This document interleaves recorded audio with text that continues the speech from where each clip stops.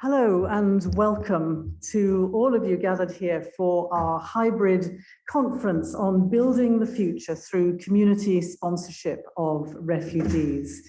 Welcome to all the participants gathered here in this room at the Vatican Dicastery for Promotion of Integral Human Development. And welcome also to all of our virtual participants, wherever you're joining us from today. You're most welcome to be part of today's and tomorrow's events. Just a few points of housekeeping before we start. The proceedings today will be mainly in English, but there is also interpretation into Italian, French, and Spanish. And you can access that if you're online by clicking on the globe icon and selecting your preferred language from the list. You can also post questions and comments via the chat box, and we will attempt to answer some of your questions as we move through the proceedings today. If you're using the microphones here in the room, could you remember to switch off the microphone after speaking, as we can only use one microphone at a time on this system. The bathrooms are just outside the conference room if anybody needs them, and there will be, I'm sure you're glad to hear, a coffee break around halfway through our proceedings at about 4:30. So let me just introduce myself very briefly. Some of you may know me from my 30 years as a journalist with the English section of Vatican Radio. I left that job in 2018, went to work with the World Council of Churches, and am now part of the communications team of the Lutheran World Federation, working especially in ecumenical and interfaith relations, and in particular how our churches, how the faith-based organizations are working together for those most in need.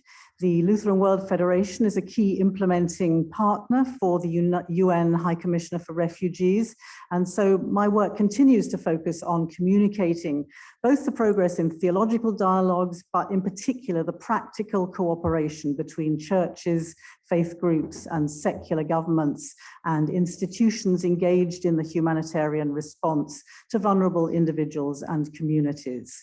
And so, of course, I was delighted to be asked by the organizers of our event today, as you know, the Canadian Embassy to the Holy See and the ICMC, the International Catholic Migration Commission, in collaboration with the Vatican embassies to the US, Britain, Germany, and Italy. I was delighted to be asked to facilitate this conversation today.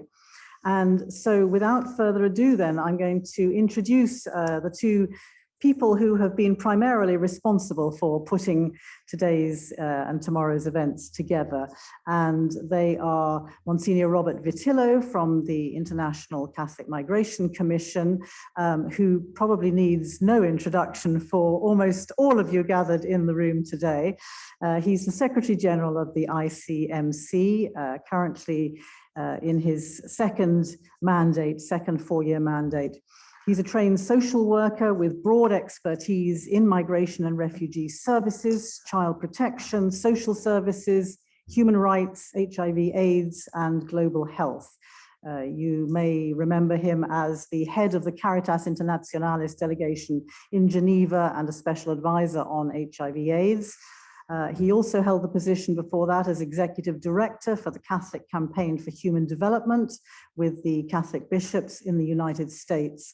And he also worked before that as director of Catholic Charities in the Diocese of Paterson, New Jersey, where he coordinated resettlement of refugees from Southeast Asia, Ethiopia, Eritrea, Haiti, and Cuba. So he's bringing many, many decades of experience to this work, which the migration work, which of course is a big priority in this pontificate of Pope Francis. Father Bob, the floor is yours. Good afternoon, everyone. It's a pleasure to be here. And in many ways, Pope Francis provided the foundation for this workshop when he chose the theme of the 108th World Day of Migrants and Refugees, which was observed yesterday. He urged us to build the future with migrants and refugees. As one who's been engaged in serving refugees and migrants for more than 40 years, yes, Philippa, I'm kind of a dinosaur in these situations. I received that theme as music to my ears and to the ears of the organization, which I am now privileged to serve, ICMC. I personally have witnessed the solidarity and many talents, skills, hard work, and values that are brought by refugees when they are welcomed by host communities in various parts of the world. We technocrats often toss around the term durable solutions very easily, namely safe return to their home countries when that's possible, integration into an asylum country, and third country resettlement. But we also must listen carefully to the uncertainty, the longing, and yes, even the despair experienced by many of today's refugees who remain 7, 10, and more years without a durable solution. Over the years, ICMC has been very grateful to benefit from the excellent model of community sponsorship of refugees developed by the people, including the religious structures and faith-based organizations, and by the government of Canada. We also benefited from financial support from Canada to deploy legal experts to the Office of the High Commissioner for Refugees to identify refugees with vulnerabilities and in need of permanent resettlement, either through community sponsorship or through more traditional government resettlement programs. I would like to thank the Canadians for their forward thinking and action in this field, and I'm particularly grateful to the embassies of Canada, to the Holy See, and to Italy for inviting ICMC to serve as a co-sponsor of this workshop that can and will help to fulfill the invitation of Pope Francis to build the future with migrants and refugees. Sincere thanks as well to the representatives of the 4 countries invited to give testimony of their experience with community-based sponsorship models from both governmental and non-governmental perspectives. To the Vatican's dicastery for the promoting integral human development, for its constant encouragement and guidance, and for its hospitality. And most of all, I'd like to thank the refugees who join us for these 2 days to share their experiences and challenges with being welcomed to their new homes. And finally, I want to thank our moderator for leading us during these 2 days. Thank you very much.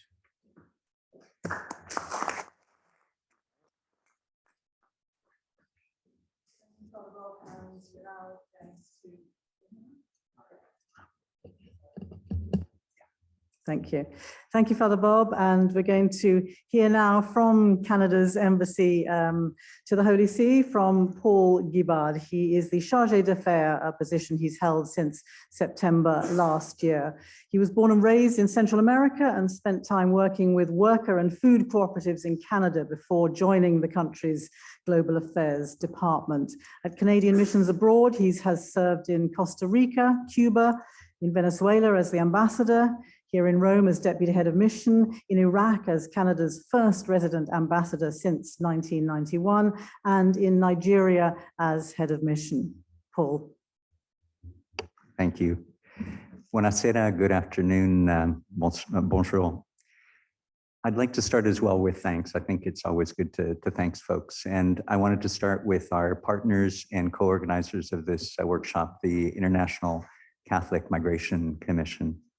I'd also like to thank the Dicastery for Integral Human Development very much for your support, to Immigration, Refugees, and Citizenship Canada for all your advice and support, to the co-sponsors of this event, the embassies of the United States, Italy, the UK, and Germany as well, to Philippa, our very able moderator, to all the speakers today and tomorrow. I know that some of you have come from quite a distance to get here.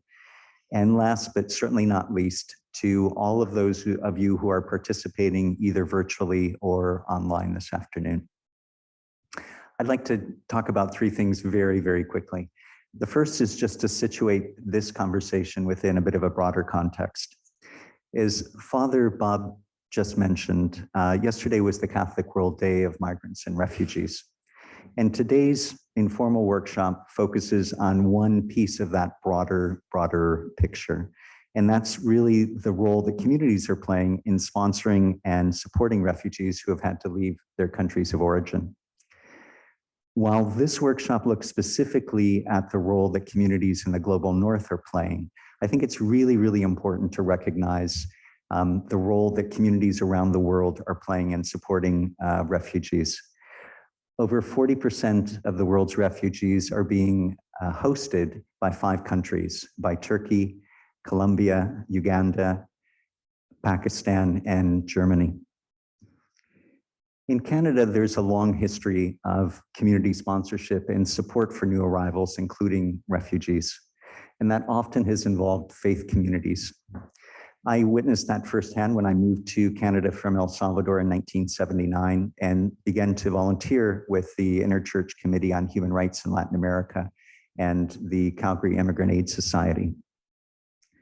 Underlying the Canadian experience is this real desire to help others, to welcome others, to help them adapt to a new country, to learn from them and to benefit from their expertise and their experiences. And these mutual benefits help to create a positive narrative, both for refugees and for communities themselves. I think this approach and these values overlay really closely with those expressed by Pope Francis in Fratelli Tutti. Last but not least, I just wanted to tell you my 2 hopes and dreams for this workshop. The first is that for those of you who are working in community sponsorship at the grassroots or at other levels, that you will feel supported and inspired by the workshop. And the second objective that I hope we reach is an opportunity to explore how governments and international organizations can better or more effectively support the work that communities are doing. Thank you. Merci.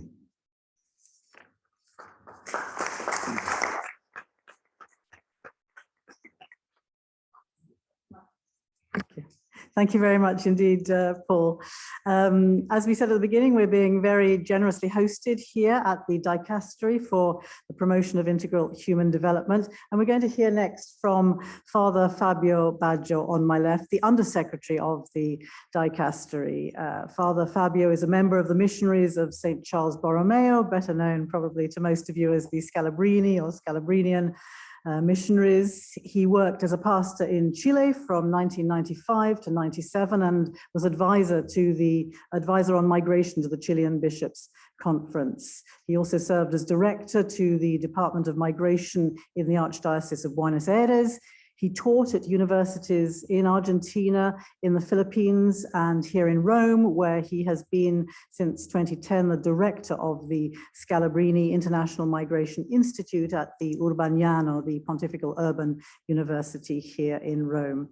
Since 2017, he's been serving as Undersecretary of the Migrants and Refugees section of the Dicastery, and earlier this year, as you all know, he was appointed Undersecretary of the Dicastery, and we're very pleased to have him here with us today. Father Fabio, the floor is yours. Thank you for this kind introduction, and thank you to the organizer for giving us, the Migrant and Refugee section, the chance also to speak and introduce and welcome everybody to our house. This is the room that we normally use for our meetings. We just had this morning a very good meeting with some Brazilian bishop coming and visit at Limina. And this is normally the place where we do the listening exercise. And this is exactly what we're going to do in this couple of afternoons. Listening to those who are doing a good job with the community sponsorship programs. Allow me to say that the Migrants and Refugees section was born in 1st January 2017, and immediately had to lead with many challenges coming from the grassroots and dealing directly with the pastoral care of refugees. And we try to find responses.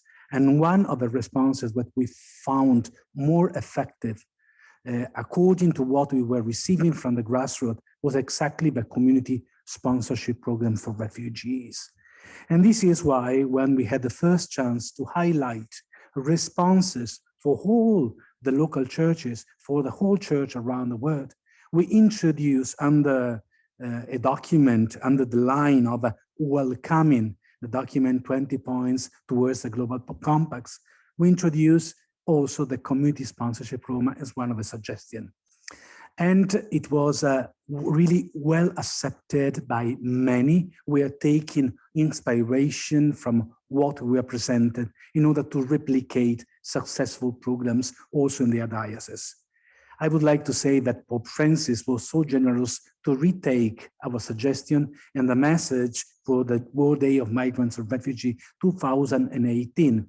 And among all the different suggestions and recommendations, he also included community sponsorship programs and invited a greater number of countries to adopt such a program. And this is also very important.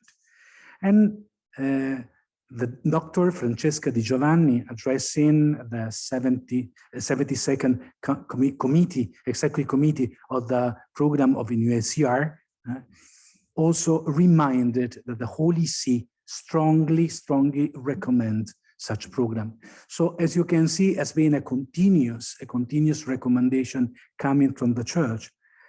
And we had also the chance during this year to see that somebody was listening to the recommendation. I'm talking about local churches. And here we have, we had the chance to talk with, in France, with the Archdiocese of Strasbourg, who adopted a program together with the government, with the institution, and 100 families in the diocese opened their houses to receive refugees coming from the Syrian conflict, the Iraqi conflict. And this is one of the first examples, but Ireland just follow, and we had the Clane and Rathcoffey parishes involvement in community sponsorship program. Is a program where not only the refugees, but as the witnesses are saying, help the community to grow in faith and charity. And this is also very important for us. And then the UK. The UK launched the community sponsorship program in 2016, and around 50 Catholic parishes are currently involved at some stages of a process, with around 100 people already being hosted, and probably much more, because this is a news just coming at the beginning of this year. And it is very important to know that these constitute 25 to 30% of all community sponsorship in UK. So a real engagement of the Catholic Church together with the institution. In Germany, the Germany Caritas Association and several dioceses are actively involved in the community sponsorship of refugee program called New Start. Sorry, my German is bad. In TEAM since May 2019. So a new program, again, together institution and Catholic Church. Well, about Canada, I can say spend a lot of words, but I've been personally visiting the program, and I was blessed to City, Toronto, and Montreal to be able to receive people at the airport, starting from the real arrival, and checked after a few months about the welcoming in the first house and then apartment on the second time. And it was for me a real blessing, because I was talking with the people and receiving from them all the different insights, what they have gained out of this wonderful experience of community welcoming them. And I have also met the communities, the people not only sponsoring, but accompanying them. A wonderful example of generosity, solidarity, but growing together as brothers and sisters.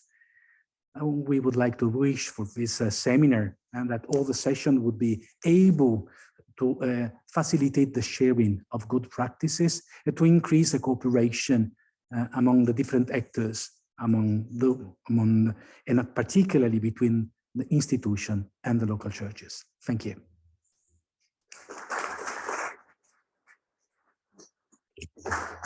Thank you very much, Father Fabio, for giving us just a flavor of some of the ways in which the countries represented here are already working closely with the dicastery on this important issue.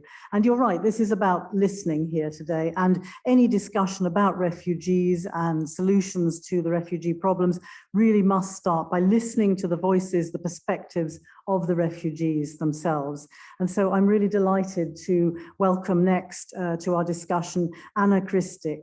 She is from the town of Kremenchuk, I hope I pronounced that correctly, in central Ukraine, when the town came under bombardment, bombing particularly of a chemical plant, but also a shopping center. She decided to flee with her 2 children, who are here today in the dicastery as well. She fled first of all to Poland and was then supported by a group of Italian volunteers who helped her cross the border here into Italy.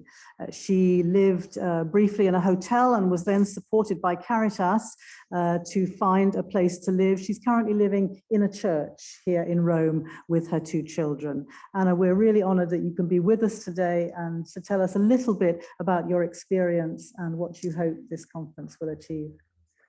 She will be speaking in Ukrainian with the help of Yulia, our interpreter. Доброго дня, мене звати Анна. Я приїхала з України зі своїми 2 дітьми. Ми вже тут знаходимося півроку.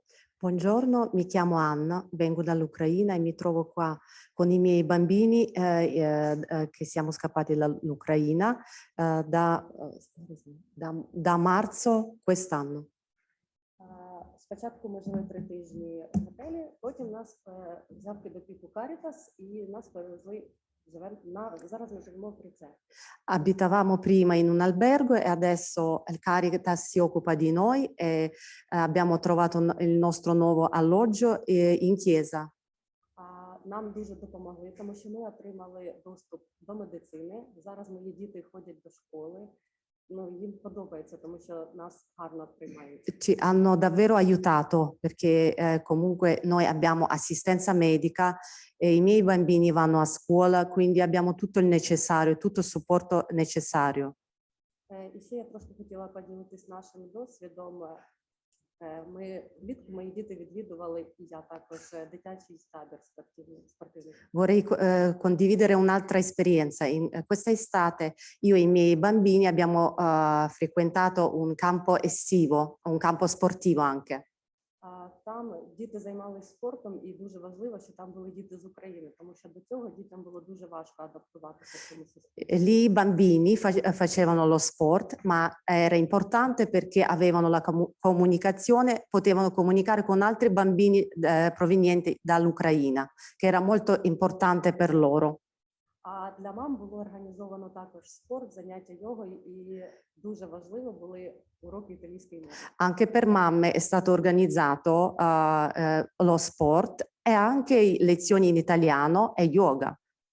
І дуже там була така гарна ідея, був психолог, який допомагав нам зрозуміти та прийняти ситуацію, щоб ми могли далі тут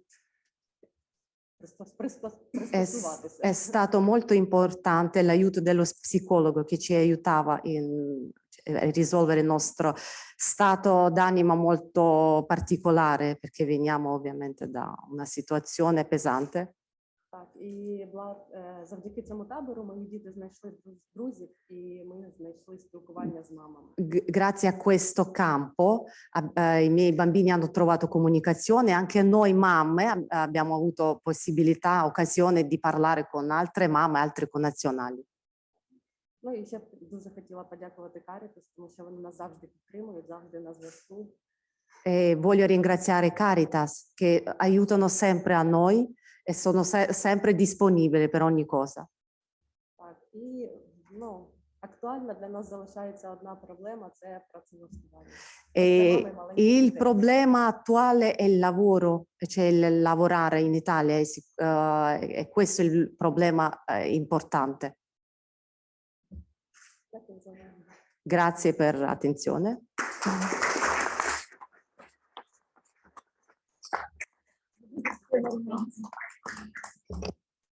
Thank you very much indeed, Anna and Julia, for sharing just something of the experience that you've been through over the past months. And we hope you'll feel free to join in and to contribute to the conversation as we go through the afternoon.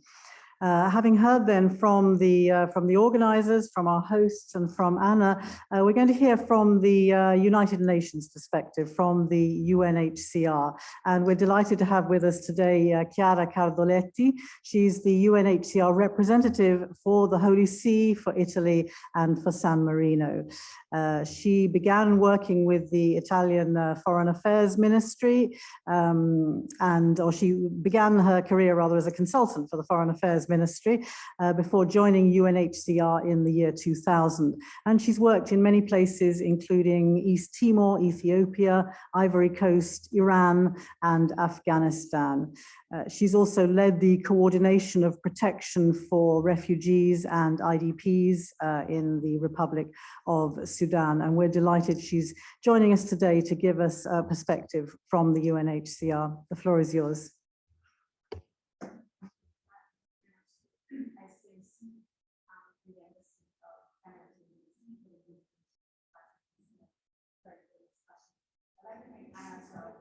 Testimony. Oh, now it's working. Thank you very much, Hannah, for your testimony. I know how difficult it has been over the past few months to really, come to Italy, and the Ukrainian community has really demonstrated how resilient it is. And I do hope that many of you will finally find employment and what you need to make integration into this country viable. Thank you so much for that. Wanted to really thank for being here, but also to see so many people around this table looking at solutions for refugees and for migrants. Our High Commissioner will be in town tomorrow for a brief visit to the Vatican, and he constantly reminds us how difficult it has become to find solutions for refugees. Talking about the technical word durable solution, it's technical, but the reality is that durable solutions are very, very rarely available today for refugees. Return is no longer really a possibility in most parts of the world. And for many living in refugee camps and in very dangerous and difficult contexts, it's really become the reality. So for us, obviously, what remains, which is resettlement and legal pathways, complementary pathways, including community sponsorship, is really a really important topic of discussion. And seeing so many people engage and so many countries really trying to do their best in this regard, it's really important. I know the Embassy of Canada to the Holy See, the Embassy Canada in general in Italy has really worked very hard over the past years to hold discussions on community sponsorship. You're very much the leader in this field. And thank you very much for also setting the way for Italy to take on this approach increasingly as it's doing. And the reality is that this country has certainly demonstrated a great deal of creativity when it comes to legal pathways in general, from evacuations to humanitarian corridors to community, to a university corridor, to high school corridors. I mean, this country has really a number of options that is putting at the disposal of refugees who want to study. And I think that's a really great example. And certainly adding community sponsorship to it, it's a real gift. For us, UNHCR in Italy has been very much taking on this approach. And over the past year, we have been investing very heavily in community matching programs to really try and open up a bit the dialogue with the local population and trying to build more cohesive society also here in Italy.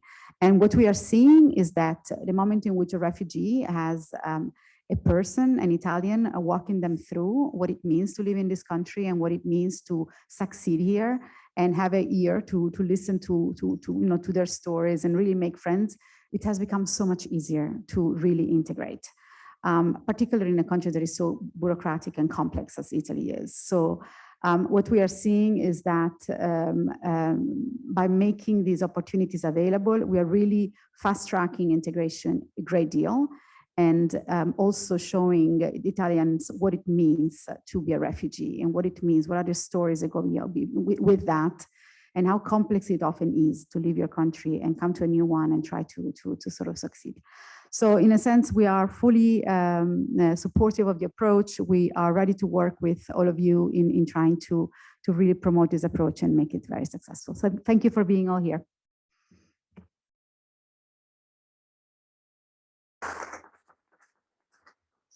Thank you very much indeed for giving us that perspective from UNHCR.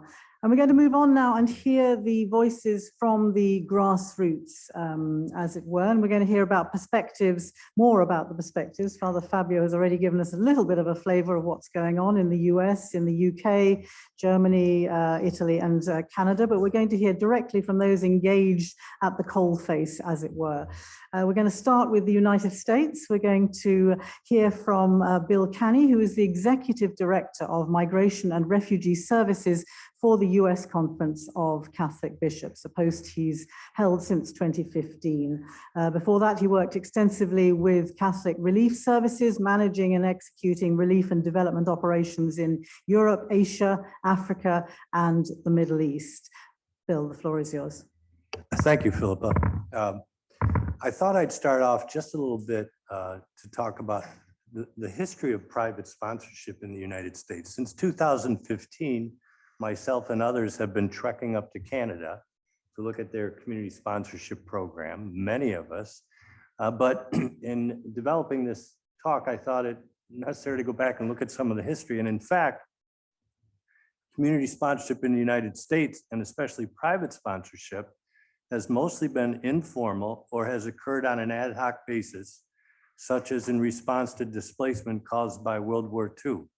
Even though religious and charitable organizations provided support, much of this depended on the presence of family members already in the United States to assist refugees and long-term integration. For 100 years, this was essentially the model for welcoming refugees in the United States. As Congress enacted a growing number of limitations on immigration during the 20th century, this made it more difficult for private sponsorship to occur.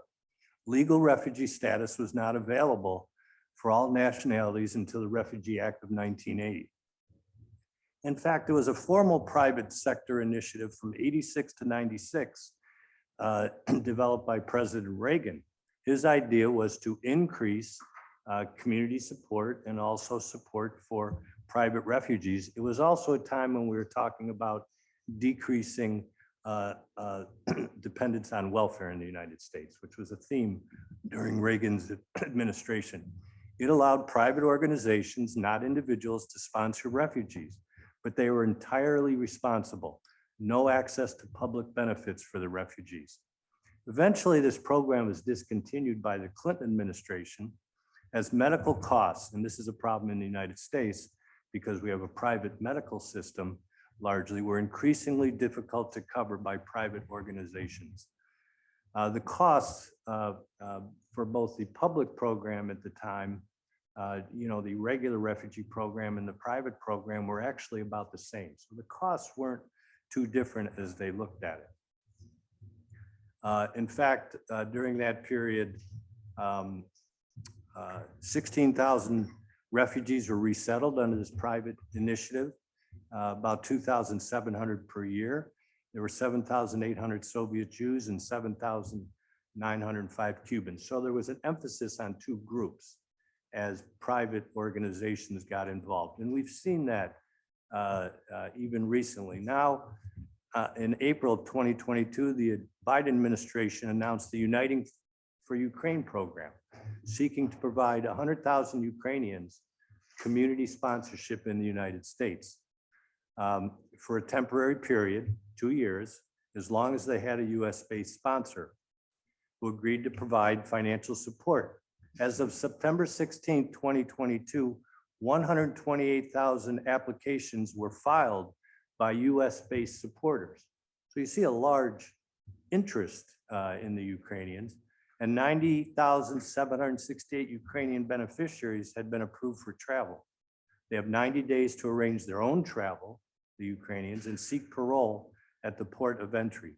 So far, 58,000 Ukrainian beneficiaries have been paroled into the United States, particularly to the states of New York, Illinois, Chicago, the city, and California. As we don't have good view on the data as to who's sponsoring the Ukrainians, but we think it's mostly Ukrainian Americans.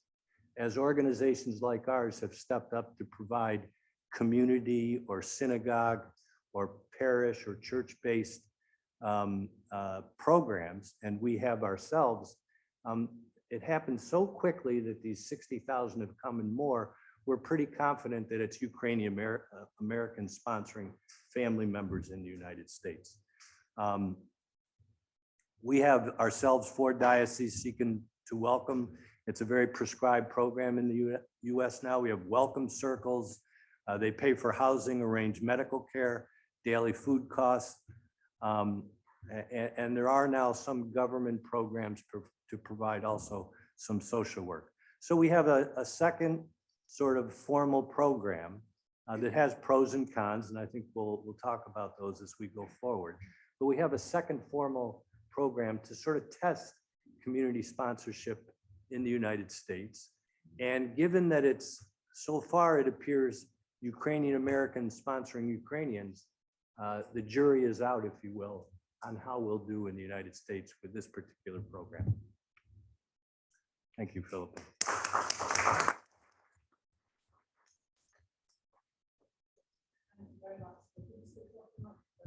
Yeah.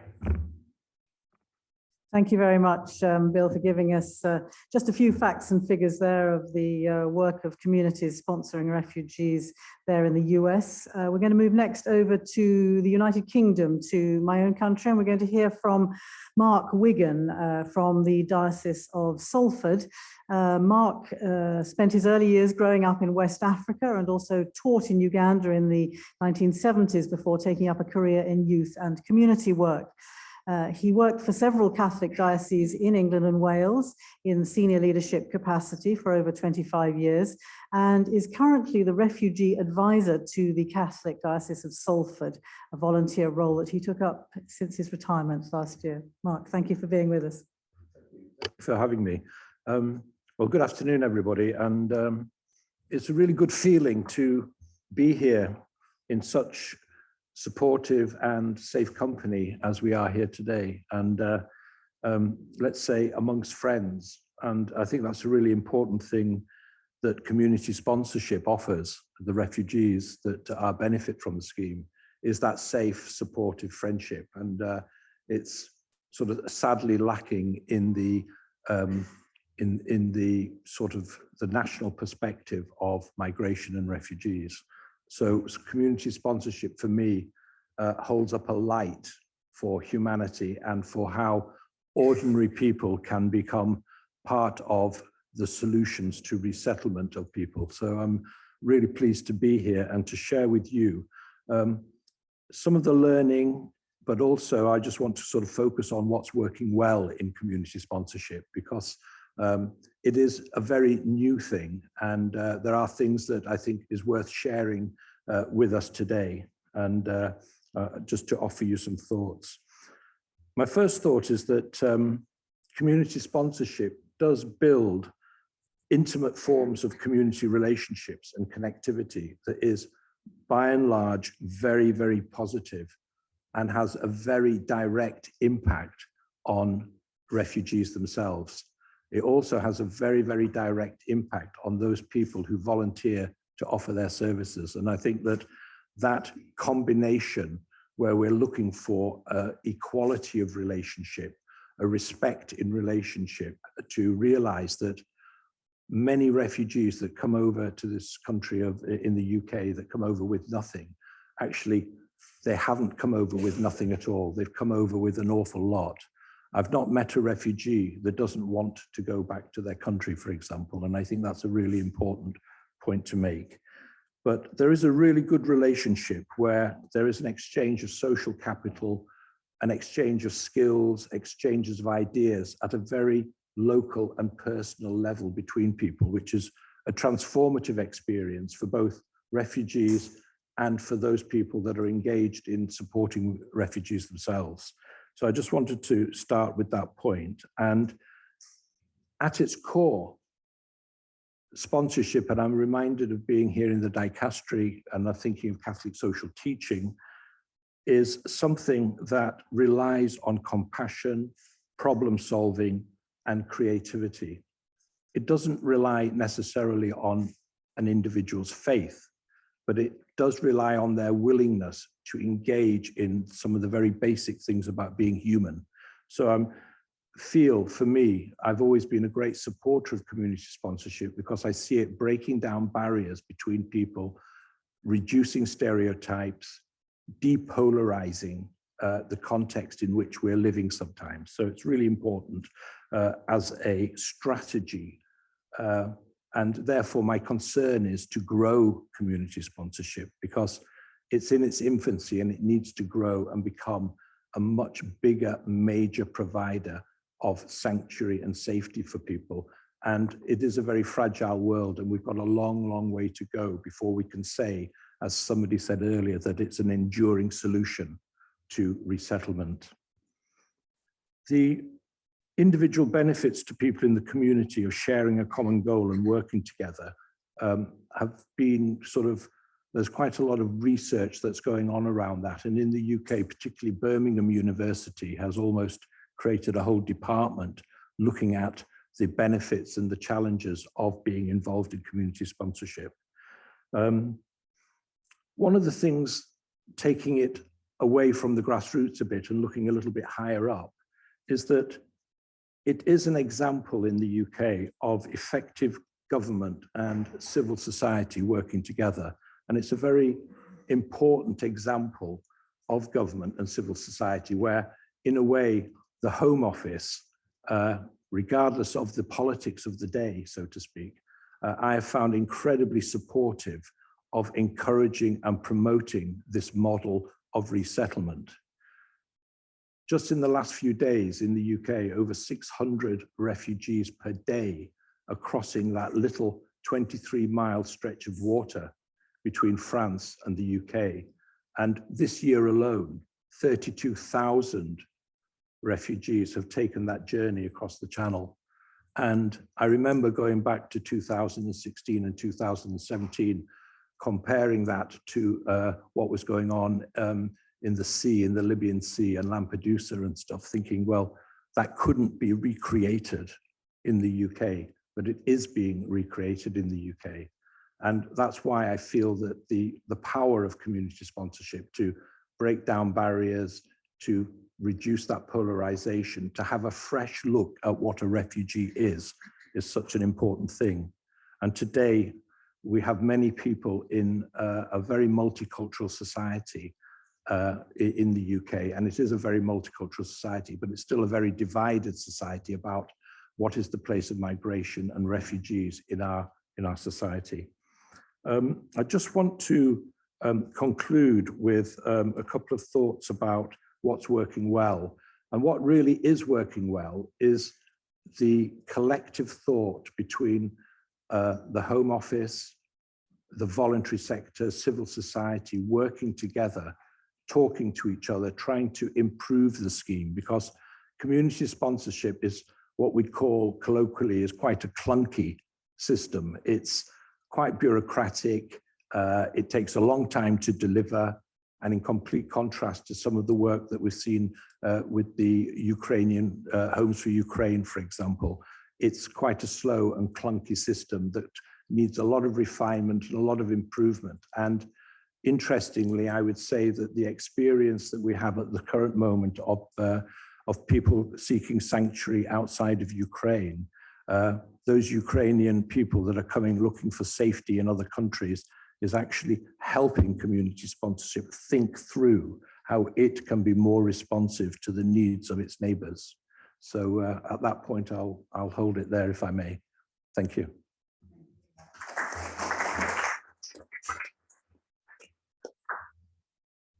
Switch off. Thank you very much indeed for giving us a bit more of a sense of the benefits, the successes, but the benefits both to the refugees and to the host communities themselves.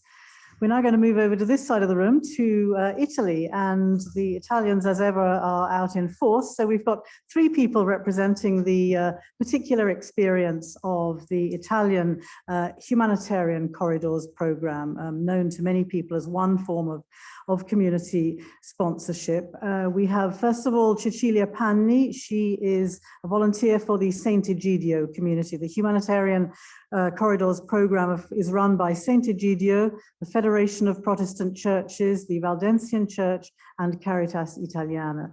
Cecilia is representing the community of Sant'Egidio. She's in charge of programs for welcoming and integration of migrants and refugees here in Italy. And for the last 6 years, she's been coordinating the Humanitarian Corridors program for Ethiopia and Iran.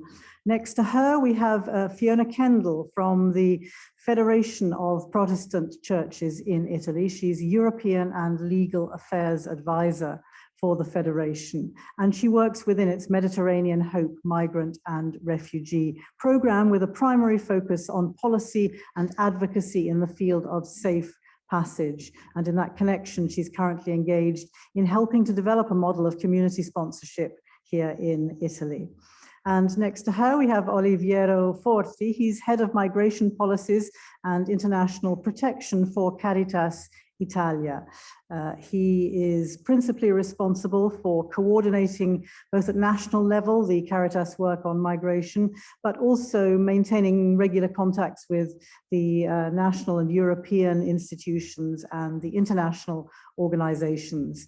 At international level, he worked on the constitution of the European Migration Network for the European Commission, and is currently involved in opening humanitarian corridors from the Horn of Africa, the Middle East, and Turkey. He also recently implemented a resettlement program from Jordan.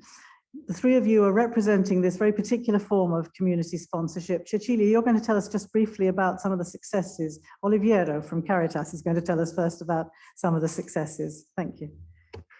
Thank you. Good afternoon. Thank you to the organizers for this new opportunity to share with you our experience on humanitarian corridors.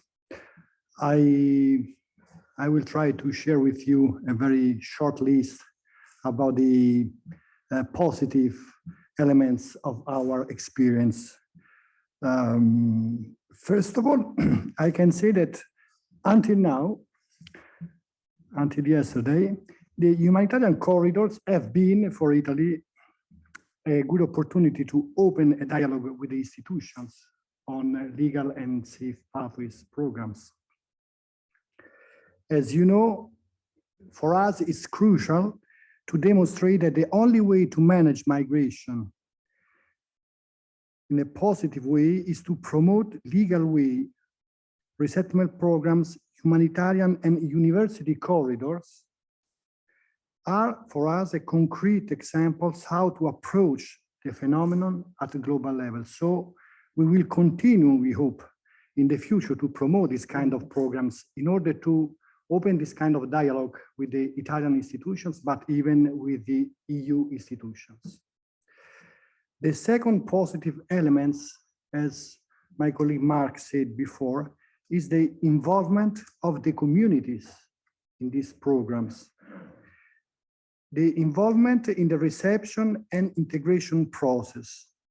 Now, I can say for Caritas, but I think even for my colleagues, our communities don't suffer migration, but they are part of the process. Sharing the responsibility is the best way to promote a new culture of solidarity. The third element is through our programs is to promote a positive narrative on refugees in the public debate. Thanks to these programs, we had the opportunity to tell a new story on refugees and their opportunities on integration.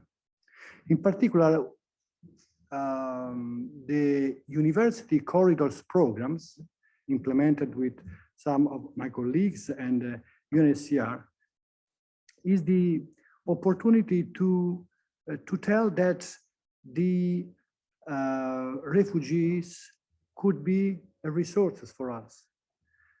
They are not only people in need, they are even people who can give a chance to our society. But we have to demonstrate it, and we are doing it even through our communities, because they are studying in our universities, but at the same time, they are supported by our communities. So it's the best way to link all the parts of our society in this challenge about refugees in our country. Last but not least is the capacity of these programs to integrate the beneficiaries.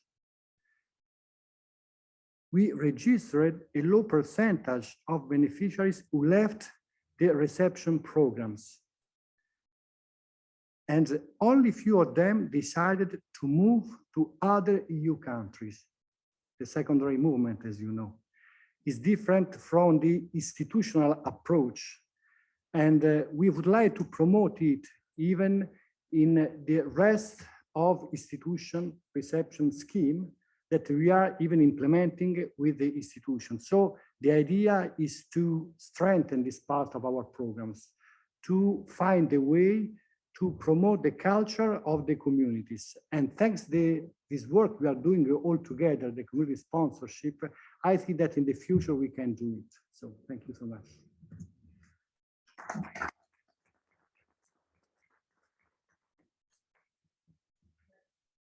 Sorry.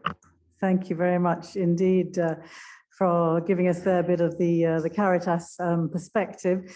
We're going to move now over to Germany to hear a very different perspective. Over here on my left, Dr. Andreas Holstein is the former mayor of a small town in Western Germany, I believe, called Altena. It's in North Rhine-Westphalia. He served 4 terms as mayor of Altena between 1999 and 2020. And he played a lead role in resettling large numbers of refugees following the crisis in 2014-2015.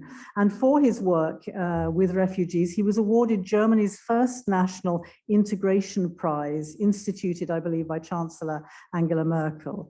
But he also attracted the attention of those bitterly opposed to greater welcome and integration for refugees, and survived a knife attack in 2017 because of this work. Thank you for being with us today to tell us a little bit about your experience there in Germany. If I tell something about Germany, it's totally different from town to town. And I think my perspective is a little bit different, even from the governmental perspective and the real grassroots side on particularly this part of the table. I'm in between, but I will speak that without local authorities and good governance there, you can't reach any goal. We heard before win-win situation. We heard a positive narrative.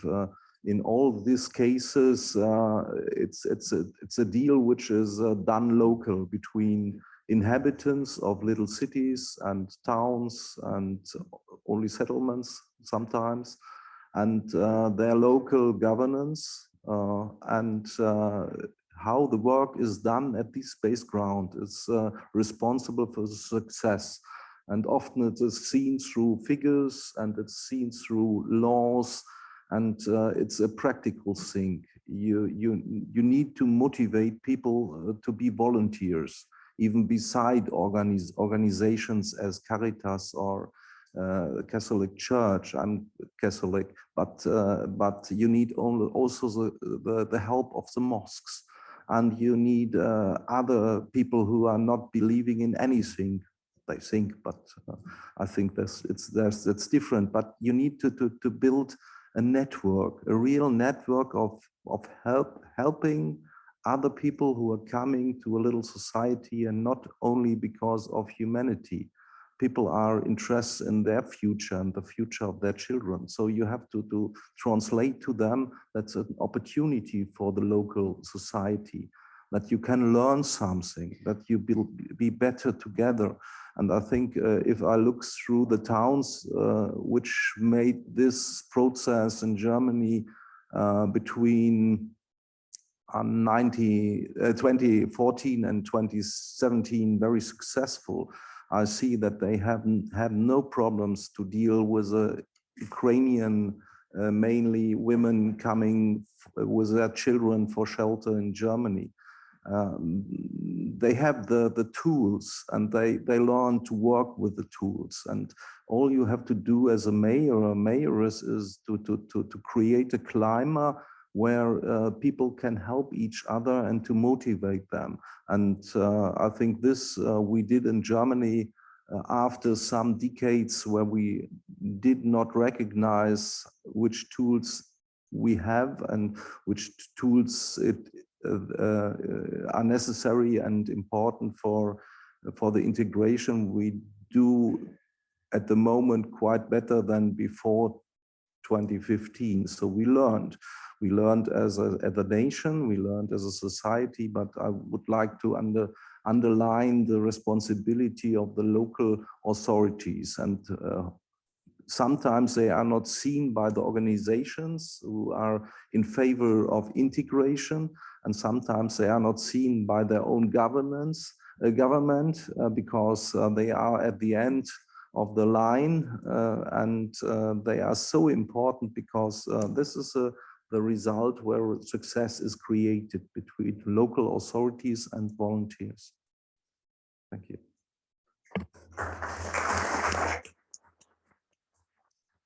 Thank you very much indeed for reminding us of that important focus of the partnership between everybody connected to this community sponsorship, including the local authorities. And we'll hear more about that experience in just a moment. But we're going to hear, I suppose last but not least, the fifth country we're going to go to is back to Canada. And we're going to hear from Alessandra Santo, Padre, who is the Refugee Sponsorship Coordinator for the Archdiocese of Montreal. Alessandra worked with the Scalabrinian missionaries in different parts of the world: Mexico, South Africa, Mozambique, Bolivia, Argentina, Haiti, and Colombia. She's been working in Canada since 2012, responsible for the Refugee Sponsorship Program, as well as the Asylum Seekers Portfolio, and overseeing, in a very practical way, shelter called Le Pont, or the Bridge, mainly for, I believe, women and children coming in as refugees. The floor is yours, Alessandra. Thanks. I'm happy to be here and also represent Canada in a way. So my work in Canada is almost really on the field. Of course, when I start, my bishop told me, Alessandra is 14 years old, that the diocese is working this program. Now is everything in your hand. You go, okay, be aware, because everything in my hand, it's be a problem for you. But what I realized that, as also the others said, what is important is really preparing the local community. We talk about community sponsor. The first word is important, community. So we are not alone in this. And community first relations with the government, because in Canada, sponsorship program is connected with the government. So it's a government program, and there are different ways to sponsor our refugees directly by the government in a community sponsor or private sponsor, or group 2 to 5. So normal people that want to sponsor someone abroad. And what we realize, we have to work together. Also, if we choose one specific program, but all of us are connected.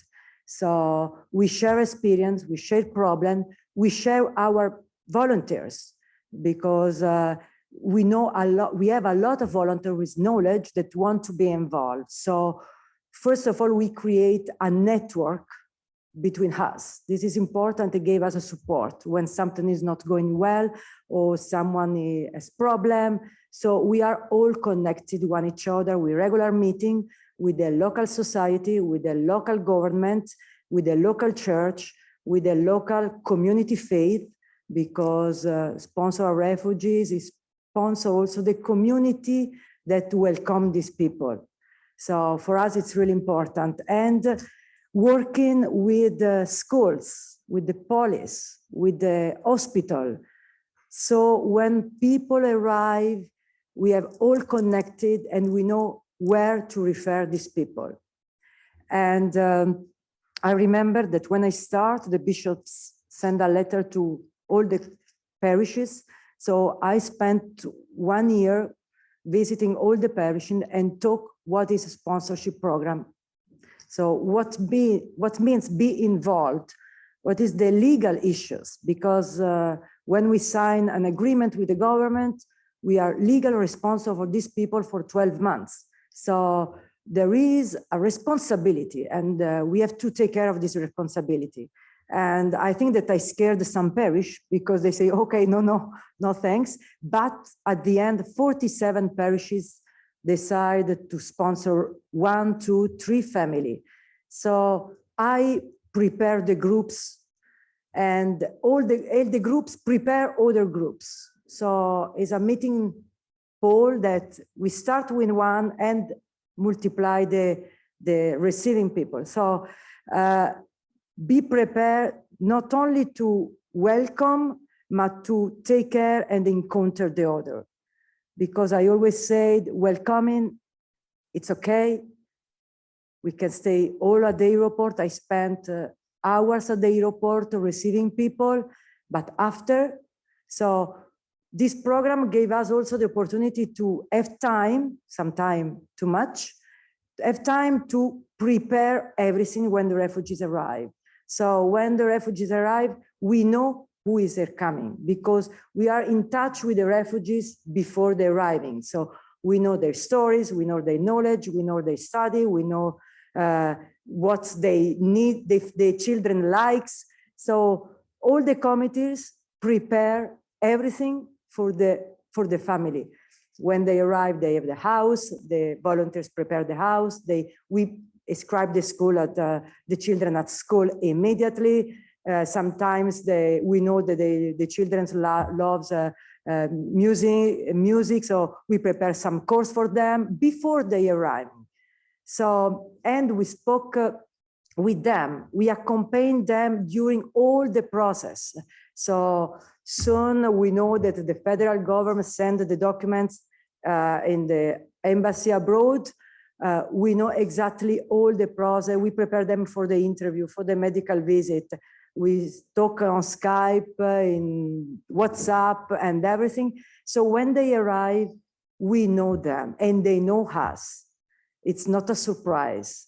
And the church, the community knows the story, knows what they love. And of course that sometimes is not easy because we lose some volunteers during the process. So we have to recreate always the interesting in welcoming. And I remember one of my volunteers say, Alessandra, we talk always about refugees. Now it's time to leave the refugees talk. And this is what we try to do. So sometimes we talk about refugees, they're this, they're that. Of course that we have to know who is a refugees, but it's important also to leave the refugees talk. Their story, their feelings, their goals, their experience. And during the years, of course that the program is for 12 months, but after 12 months, we are always be in touch. They became volunteers to welcome others. As you welcome me, now I want to welcome someone else. And it's a pleasure when during the last years, all the citizenship ceremony was on Zoom, but all of us are invited to participate when they arrive at the citizenship, because one of the good points of Canada that when the refugees arrive, they are resident permanent. So they have right of everything. Not to vote and not a passport, but they have right to everything. So this is amazing for someone, but I can work, yes, but really, yes, we explained that you arrive as a resident permit, yes, but you know, don't worry. So for them, it's a surprise, but they are immediately involved in the society and they want to become part of the development of the country that they welcome them. So I think that the relation with the Canadian government also gave us the opportunity to better understand where the Canada wants to go with these programs, but the Canada in the meantime, listen what are the problems on the field. There are not only papers, but are human beings, each one with their story and their dignity and their experience. Thank you.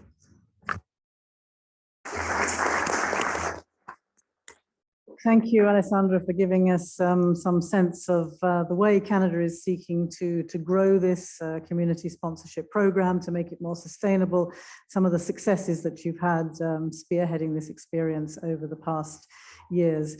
I'd like to open up the conversation a little bit now. We've heard about some of the successes, some of the achievements in these different countries that we've been hearing from briefly. But of course, as some of you have already hinted, it's not all successes. There are many difficulties and there are many challenges. And I would like to explore some of those now, to hear again from our panelists, our civil society representatives gathered here, about some of the difficulties that you face, particularly perhaps the top two issues that you would identify as the most serious challenges that you're facing in your work. Bill, you're going to start off with the US experience. Just two. As you know, the United States program is highly prescribed and counts on a lot of security vetting overseas, on UNHCR, and then on our government to go and interview every person who comes to the United States. They go through 9 agencies in a partnership with the government and are resettled relatively quickly with community consultation every quarter and a large degree of volunteer participation. The last 2 crises, Afghanistan, Afghans and Ukrainians, have upset the system a bit, partially because the US government has chosen to do humanitarian parole as opposed to refugee status. Humanitarian parole means you're in for a couple of years, and then we don't know. You have to seek asylum, very difficult process. So that's one challenge that particularly the Ukrainian program is humanitarian parole, entirely private, and is a very complicated and clunky endeavor, as was mentioned. Finally, I'll just say that the increased costs of housing, healthcare are a challenge for individuals and organizations. The US is becoming more expensive like other countries. It's a challenge for entirely private sponsorship to meet. So just a couple of things from the US. Yes, of course. Thank you. Mark, perhaps you would like to then give us some idea. You mentioned a few things earlier, but perhaps what you would see as whether that resonates with you, what Bill was saying, and what you would point to in the UK. And yeah, I know this word clunky is creeping into our meeting today, but community sponsorship is quite a slow process and it takes a long time. So that immediacy of wanting to respond in a very human way, sometimes if that gets slowed down too much, then sometimes the momentum is taken out of the compassion, so to speak, and I think that is a challenge. In the UK, I think one of our biggest challenges, of course, is growth and growing the scheme. We heard earlier about some of the numbers and things, but in the UK, since 2016, perhaps only 700 to 800 refugees have been resettled through community sponsorship. So it's a very small fraction of resettlement, and it's a tiny, tiny fraction of the global resettlement needs. So it's a very particular sort of subject, and it does need growth, so to speak. And we've heard from some of the other speakers about the naming, family reunion, the group of 5 that can bring people in, etc. So those things are important, I think, to add on to community sponsorship, to the models of community sponsorship, if that was possible. But I think for me, the most important challenge that we're facing is having a more ambitious vision for resettlement. And that's a real challenge for everybody, to have that ambitious goal of resettling people. The UK government actually has, in terms of official resettlement, actually got quite a good record. It's either the 4th or 5th largest provider of resettlement in a developed country. But of course, those numbers pale into insignificance when you look at, say, what somewhere like Uganda is doing. So we've got a lot more sort of vision to have. And I think the vision can only come about by people getting together and working together and bringing quite diverse groups of people together sometimes to widen the participation of who is involved in community sponsorship. Because at the moment in the UK, we've got one big civil society group called Citizens UK who are very proactive in this field. We've got the Catholic Church, we've got the Church of England, and we've got other mainly Christian denominations, but increasingly a growing Muslim interest in community sponsorship as well. And that's very encouraging. That's come through some of the stuff to do with the International Catholic Migration Commission, bringing together networks in the European context to make things happen, share good information and things. So I think for me, the linchpin to make community sponsorship work and to grow it is actually the sponsors themselves, and what I would call the principal sponsors, the lead sponsors. Those are people in organizations, or should I say organizations, that want to repeat time and time again and grow sponsorship. They're ones that are in for the long haul. They're the ones that I think need that investment and a financial investment as well. Because, for example, having been the director of a Catholic charity in the Diocese of Salford, which is, if you don't know Salford, it's actually, say, Greater Manchester. The issues for us have been being able to provide protection to refugees, protection to our volunteers that are doing it, professional training, professional support. All of that does actually have a cost.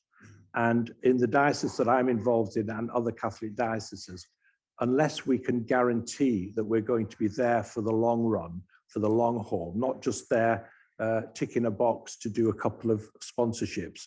If we're going to really make this work, we need to have an investment in the professional side of the work, because that professionalism enables our volunteers to do their job and provides a safety net for our volunteers, and that's really important. So we've got big challenges, and I'd say the biggest one is having a vision for resettlement, bringing people together to talk about looking at what things that we can do to broaden what community sponsorship is. And there is a need for a financial investment in those principal sponsors that are going to be there for the long run. So that's how I sort of analyze the situation in the UK at the moment. Thank you. Very much indeed. Yeah, broadening the vision, increasing participation. Let's go over to Italy now, where we've heard about the success of this Humanitarian Corridors program. But what about the challenges? Cecilia, can you tell us something about that, please? Yes, I would like to point out some challenges and also try to give a first response, or at least the ideas we've had in this 7 years experience of the program. One problem could be given the huge investment of resources, also financial and emotional resources, could be the risk of some actors reporting burnout or disappointment if refugees don't meet the expectation, or if their expectations are not fulfilled. It's a very important task, managing expectation.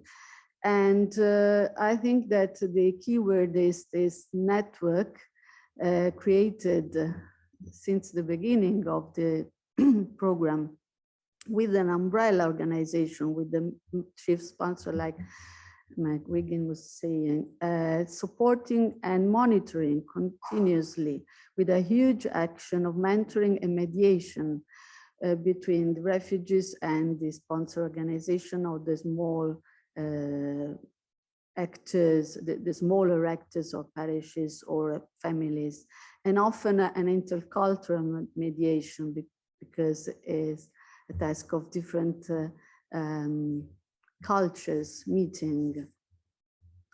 Another challenge, probably the biggest one, is sustainability.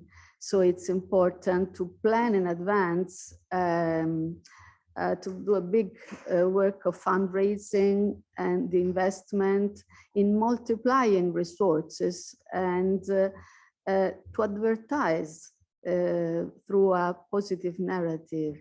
I have in mind, for example, the press conference at each arrival at the airport and putting these ceremonies on the social. It has increased the resources because a lot of resources has been have come after this special point. Then the point of roles, so civil society, private sponsorship, and government. So the program doesn't want to substitute the role of the government, but it's a complementarity. So sometimes the risk is to think the government is not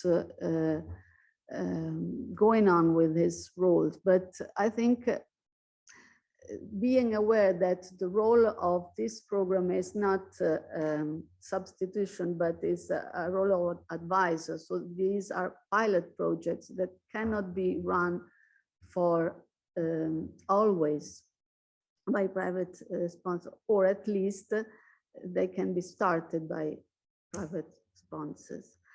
And then also some tasks like tasks dependent by the government, like visas, work permit. In the path of integration, there has been some slowing down of the process because of commitment of the central authorities, etc. So it's very important to predefine schedules and definition of each role, and to keep clear in mind who is going to do what, and making a good plan in advance. But always, I want to repeat what Alessandra was saying, create network, really a work that goes on. And just as a last point, so one of the positive events was to reduce xenophobia, and the positive narrative can do this, but it's not always possible in a widespread community. But I think we prove that this can be contagious if it's well managed, if there is a continuous monitoring of the attitude of the environment. So the risk of xenophobia is always there, but can be adversed by this positive narrative. And just a last point is the path of integration, which is a very complex chemistry involving many actors, and sometimes is not easily controllable, to put in control. Sometimes job opportunities are not there. There is a risk of economic recession, like these European times. But again, the word of creating networks can spread the opportunities and can create occasion of new job opportunities, invent new paths, and do a big investment for the future, because each investment can produce more new opportunities. Thank you very much indeed. So closely monitoring, defining roles, managing expectations, both of the refugees and of the communities. Andreas, from your experience in Germany, would you agree with these challenges, or would you point to other things that were particularly difficult during your time?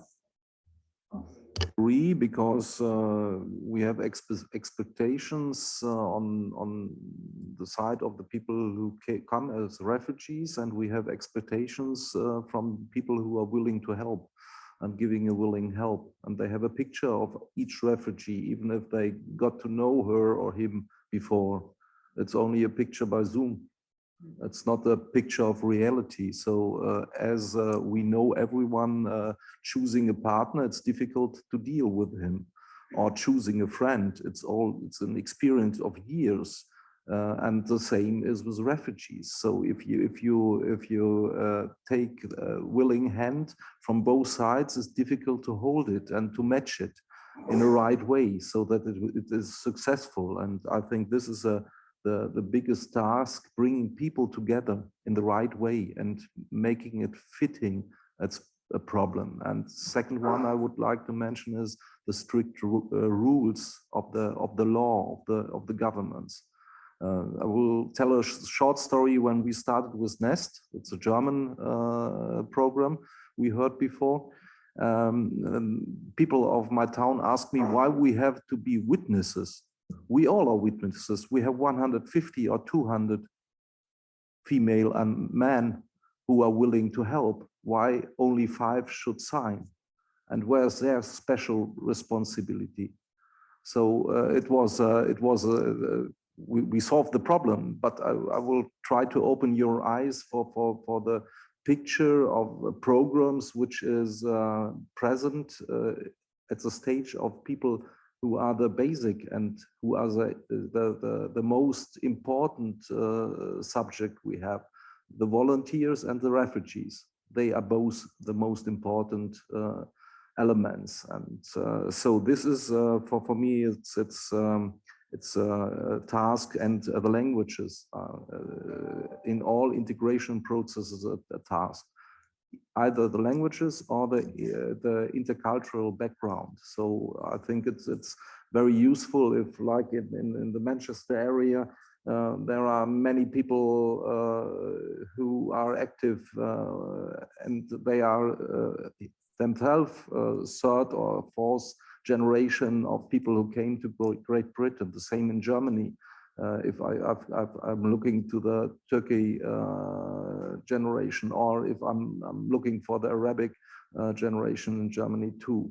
So I think these are necessary things, tasks, and also problems, and to find the right ambassadors.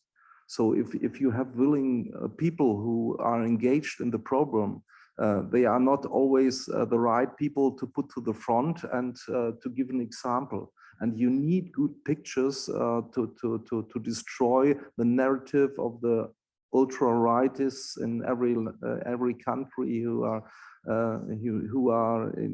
with small words always telling the same: foreigners stay away. So you need a picture of a better world, and you need good ambassadors, not professional ambassadors, ambassadors of the goodwill and the opportunities you have in the grassroots movement. We'll be hearing from our ambassadors tomorrow during the second part of the program, but you're quite right, finding the right public face, the right way, the right people, the right ambassadors or witnesses who can present an alternative face, who can challenge these narratives of xenophobia, which unfortunately are an increasing problem in all our countries today, not least here after the elections yesterday, of course. Alessandra, from the Canadian perspective, just briefly, what would you point to as the key challenges that you've come across in this work? For us, as I think for everybody, it's a huge investment at all the levels. Financial, because we have to prove to the government that we have enough money to support for 12 months. So sometimes it's not easy. And during the waiting time, someone in Montreal or in Canada can lose a job, situation can change. So when the refugee arrive after 2-3 years waiting, the situation in Canada can be changed. So it's a huge investment, also emotional. Not everybody it's ready and prepared to invest in this engagement emotionally, and a huge investment in community mobilization. So we were, when it was the Syrian arrive in Canada, everybody was prepared, and in a few months they arrive.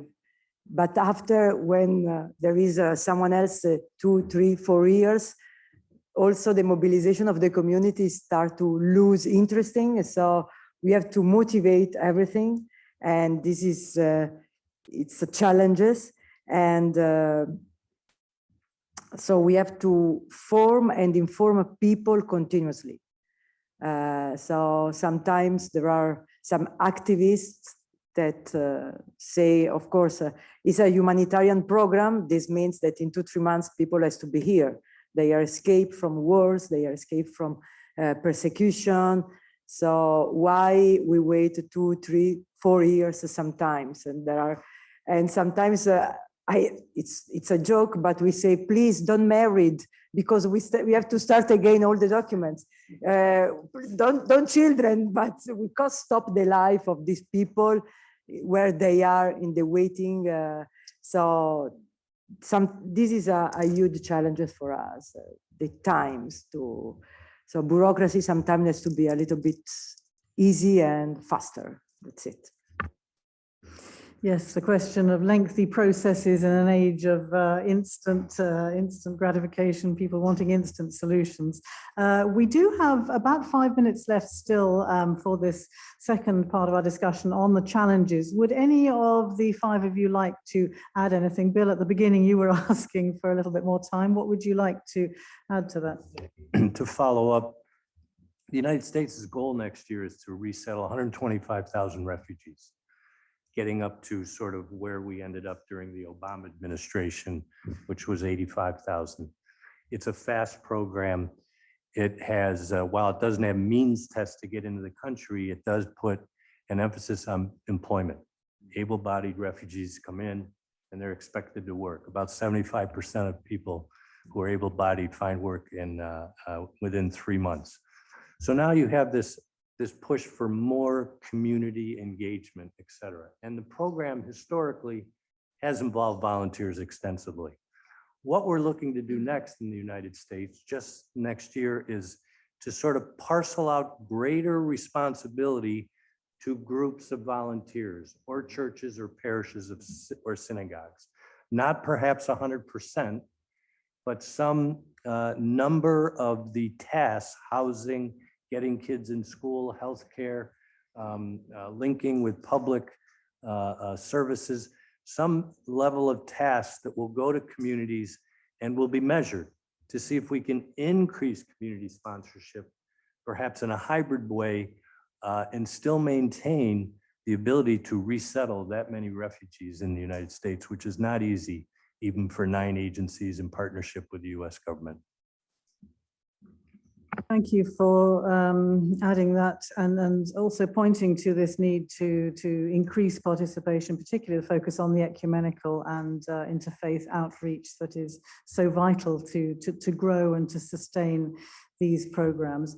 Father Badge, I've heard you commenting as Bill was saying. Would you like to add anything to the points that Bill has just been making before we break for coffee?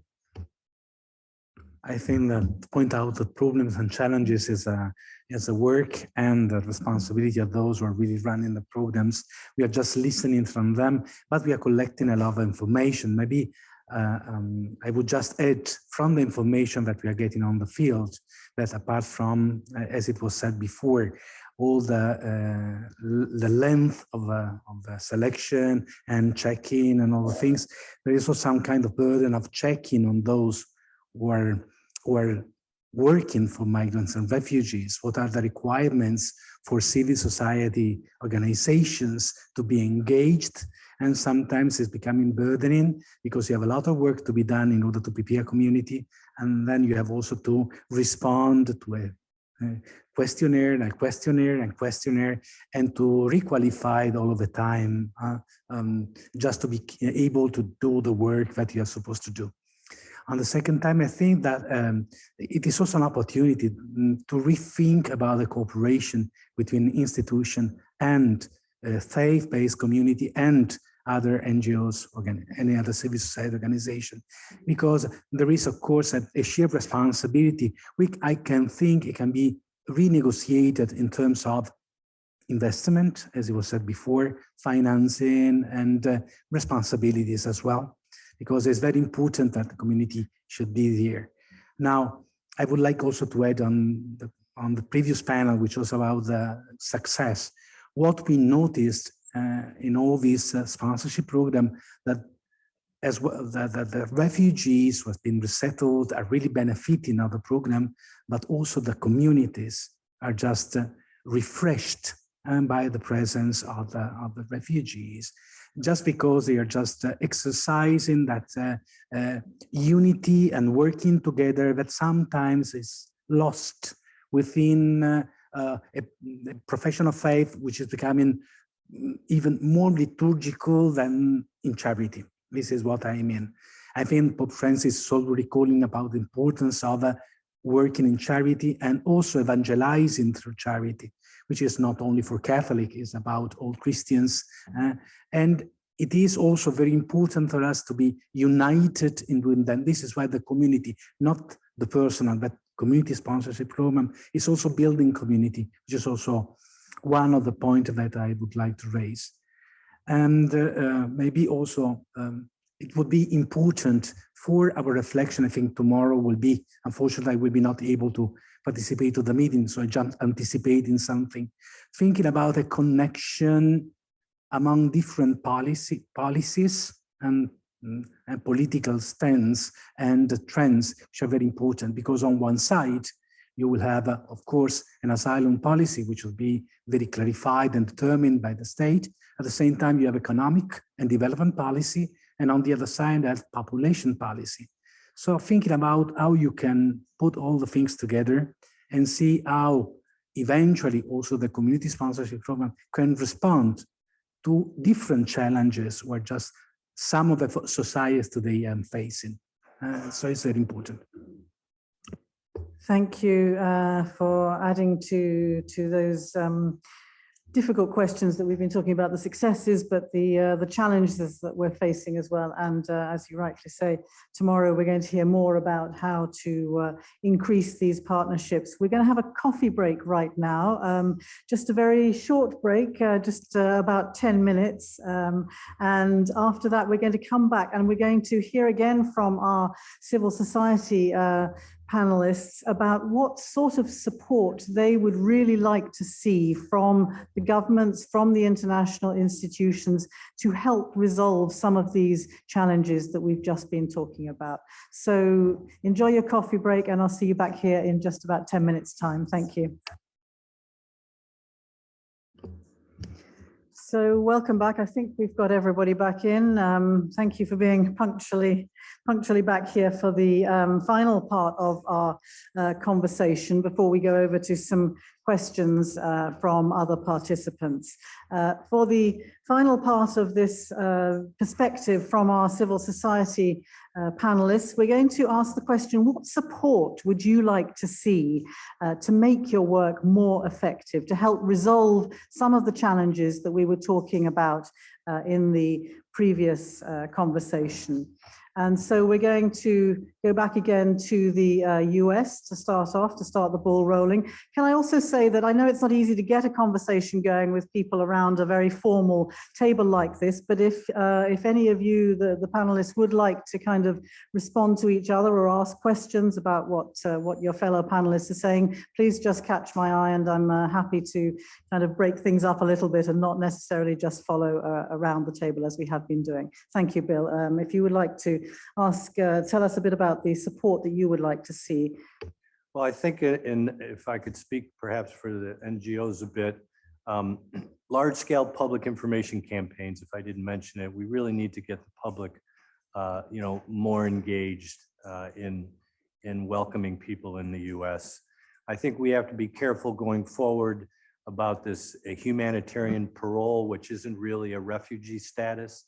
This complicates in the United States the welcome. 75,000, 85,000 Afghans came in to the United States, and they're not refugees. They're technically only there for 2 years.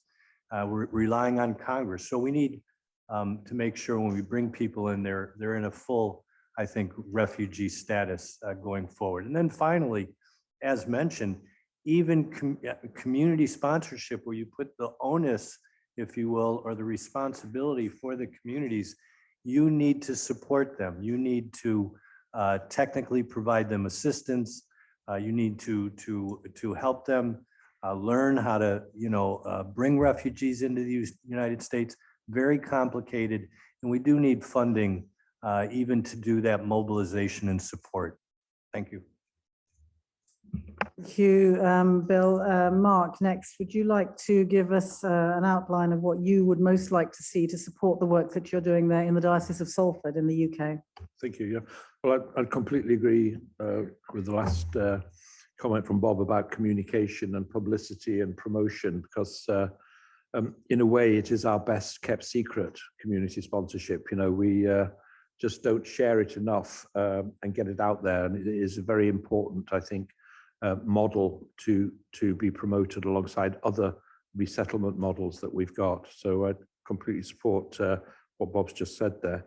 I think, I mentioned earlier about streamlining the process, and I'd like to see us working more together with the parties involved, with the Home Office, the voluntary sector, the NGOs, and of course civil society, and looking at how we can reduce bureaucracy and how we can speed up those permissions that we need. And in some cases there are educations that I've just been hearing here about the importance of locality and local authorities, and they are really important players in what we're doing, because they have to share out the resources of police, education, health, etc.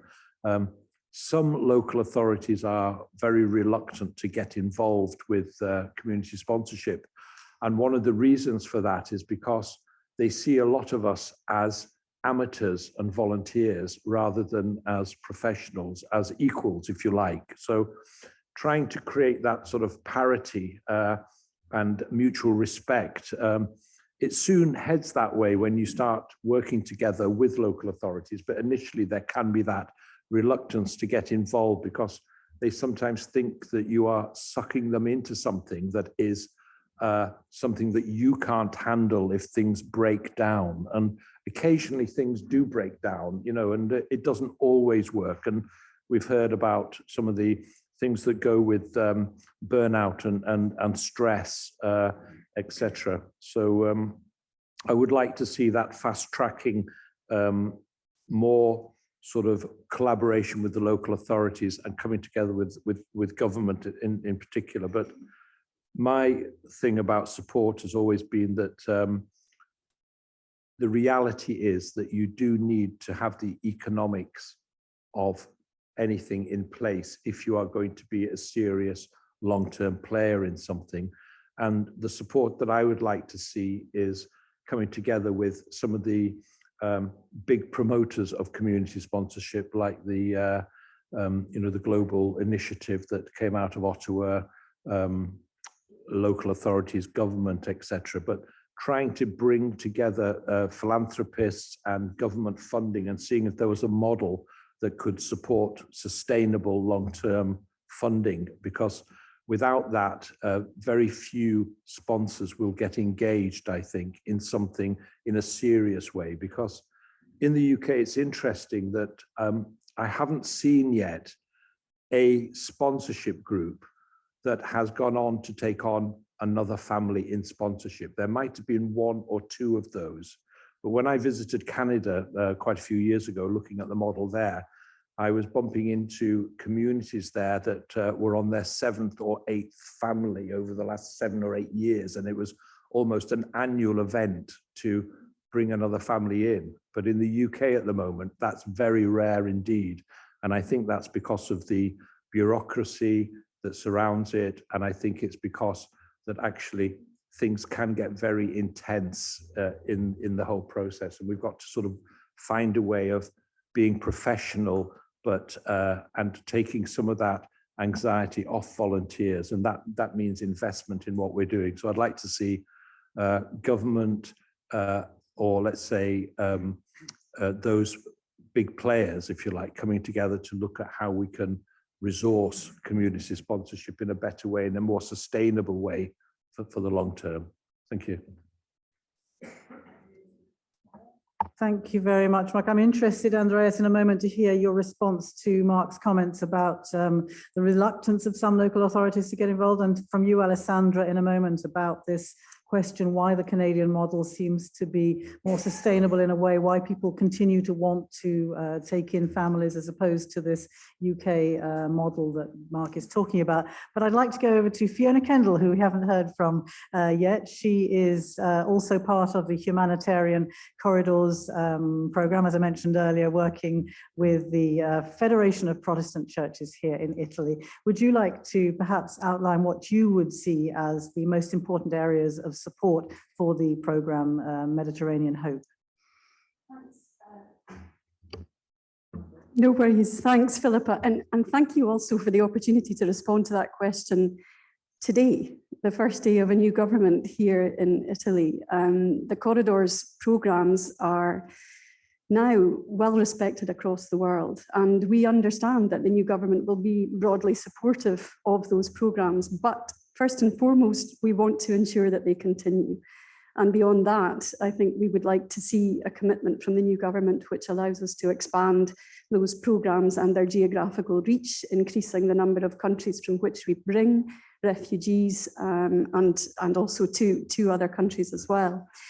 Aside though from the corridors, be they humanitarian, be they academic or otherwise, we would like to see Italy step up in terms of new mechanisms as well, because the corridors are a very specific kind of private or community sponsorship, which rests really in the hands of a few faith-based organisations. And we've already heard about the huge goodwill that there is, not just in Italy, but beyond, for the grassroots, individuals, for associations, for smaller groups of people to be directly involved in sponsoring refugees. So we would love to see the expansion into new mechanisms by Italy, perhaps through a legislative framework which affords greater transparency, a more structured approach. We would also love to see a greater degree of financial support, because at the moment it's the civil society organisations which are shouldering most of the financial burden, and that speaks again to the issue of sustainability. So we would be looking for this new government perhaps to endorse this model of good practice and these increased models of good practice with some financial backing. We would look to the EU institutions to help with that as well.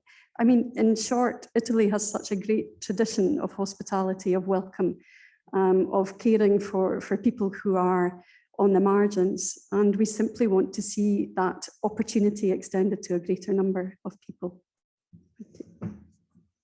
Thank you very much for that. And as you all know, we will be hearing from the governments during the programme tomorrow afternoon. But can I go back then to you, Andreas, because yeah, the perspective of local authorities who are sometimes resistant to taking part in these programmes. What was your reaction to Mark's comments there?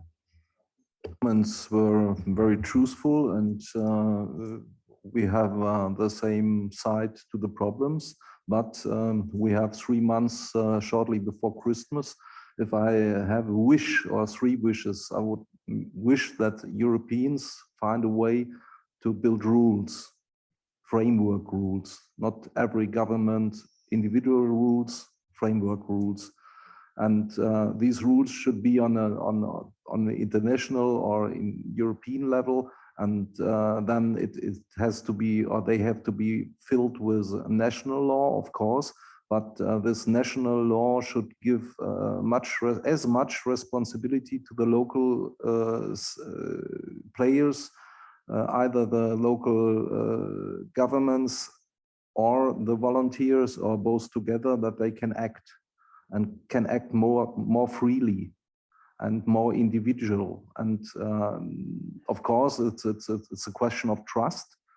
And I know from reality that the governments don't trust the citizens. And I think we have to think in a different way, because in Germany in particular, if we haven't had civil society in the years 2014, 2015, 2016 and 17, we haven't been successful. That's the truth. So why not to give responsibility to the people who have done this work? Mainly they have done it.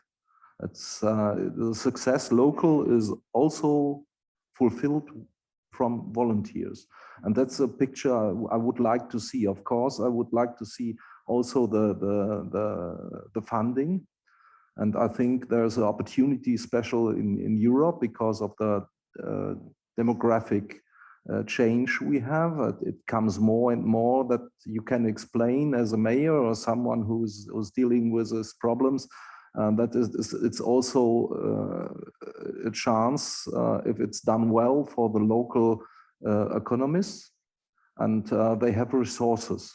So I think this, to combine this, is one thing I have in my mind. It would be great. And as you mentioned before, the stories of success, we produce them every day in every town, but we don't write them to the walls.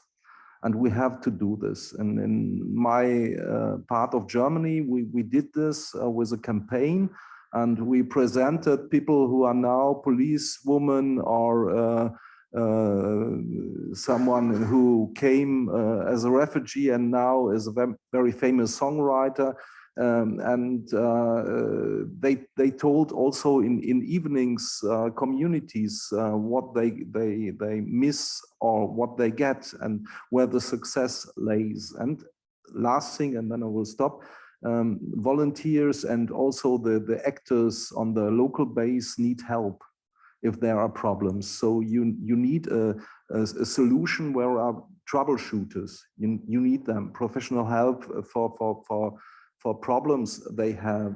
This can't be solved by the local community. You need specialists to help to go in and to solve the problem. This would be my wishes for next Christmas or some Christmas later.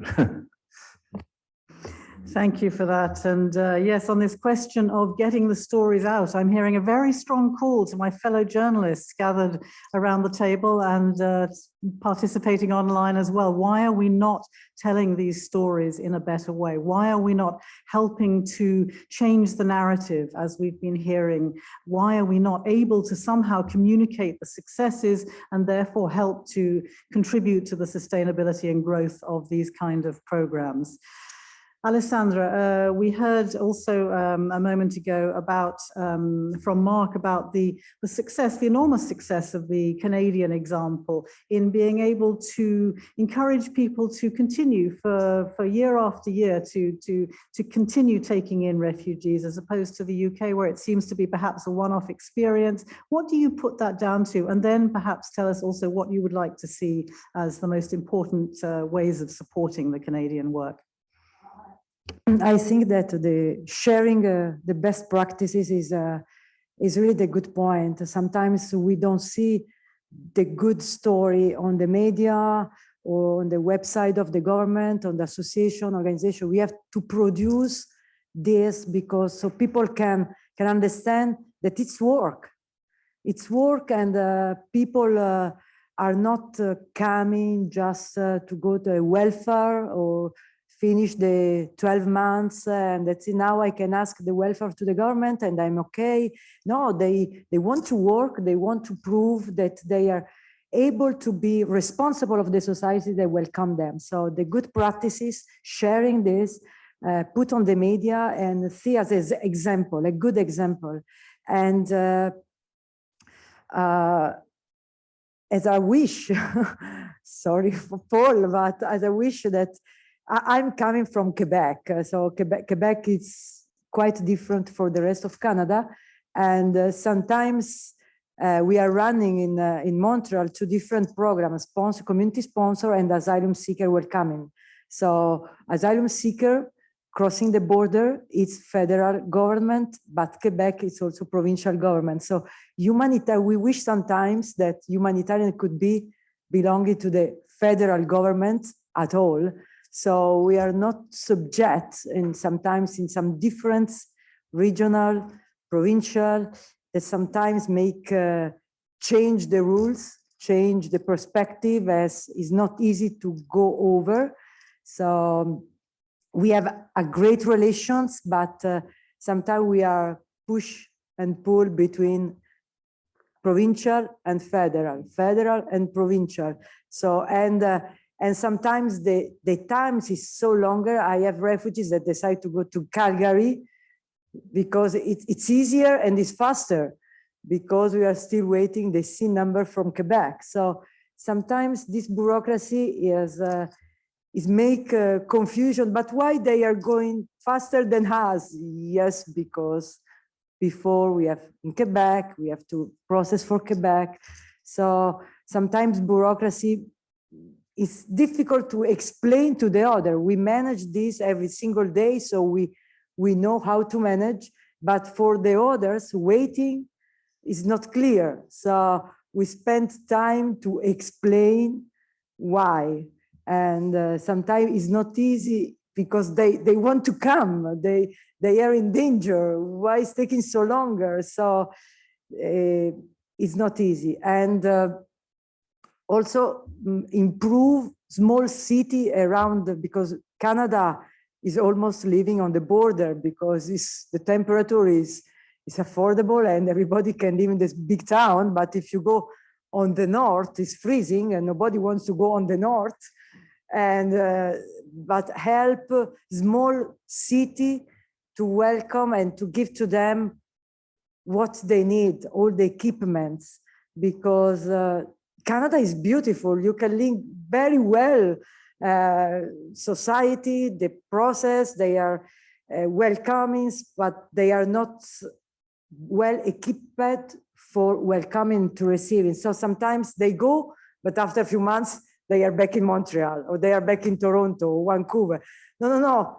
We feel safe here. We feel that we have everything, office and this and that, and we feel lost outside. So, and we try to encourage them to, but you can find a job. Life is cheaper.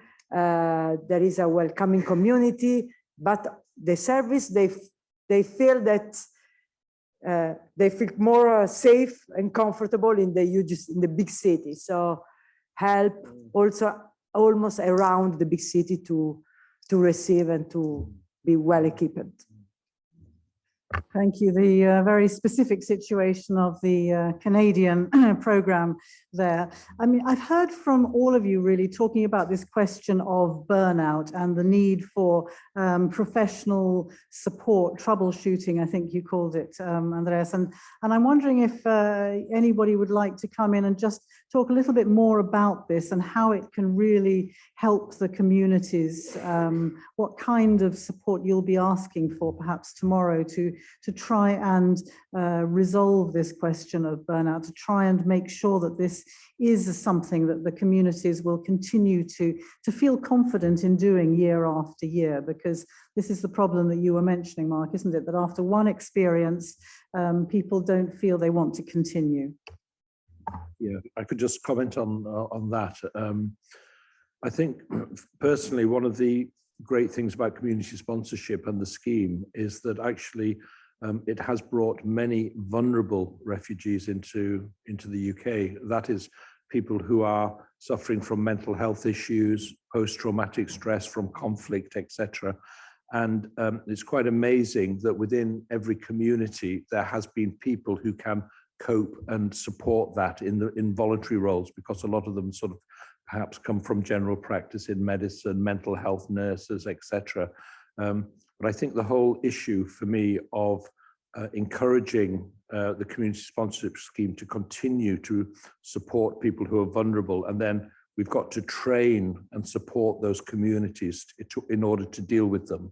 Because when things go wrong and where there's a breakdown, let's say within a family, for example, a mental health issue, for example, post-traumatic stress and stuff, it really does need a quick, immediate intervention, if you like. And often the volunteers feel that at some point it gets beyond their capability to support, and they do get burnout, they do get worn out. And I think we've got to sort of look at it and sort of measure what sort of support a volunteer can offer and what sort of support a professional needs to offer. We've got to make those distinctions. And that's why I go back to the development of community sponsorship being something that is sustainable and resourced properly. So it's not sort of always just crisis-driven, responding to crises like that. We've got to have things in place.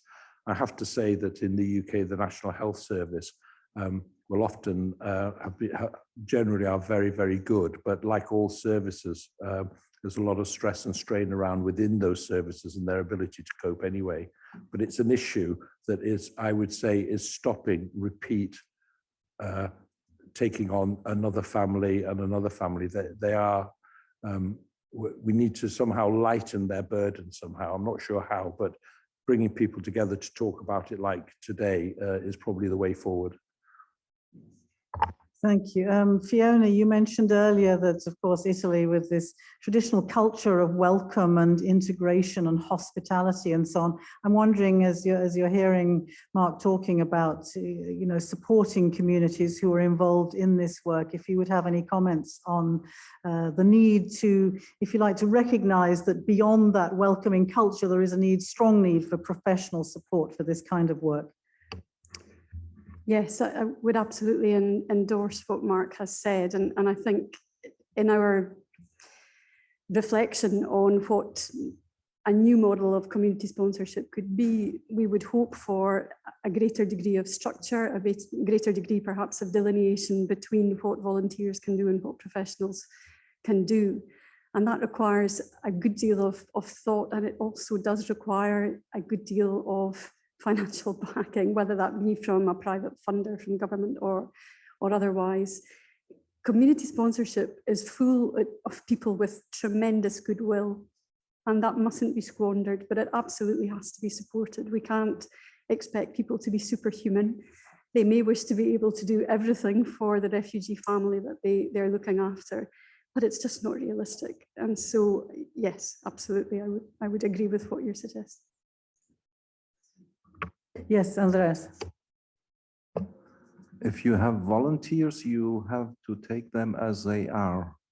So that's one part of the problem. If you can solve the problem from a governmental perspective, it's very easy. They should train 6 years, 5 weeks, 3 months, and then they have the ability to care about the people who are coming. So I think this is not the right way. And as Mark said already, you wonder sometimes for which big things they find solution locally on their network. They find doctors, they find psychological help. But I mean, if there is nobody local, if they have problems to talk about, they need someone who is reachable and who is on a high profession and can understand volunteer side to the things. So he or she should have experience in this work.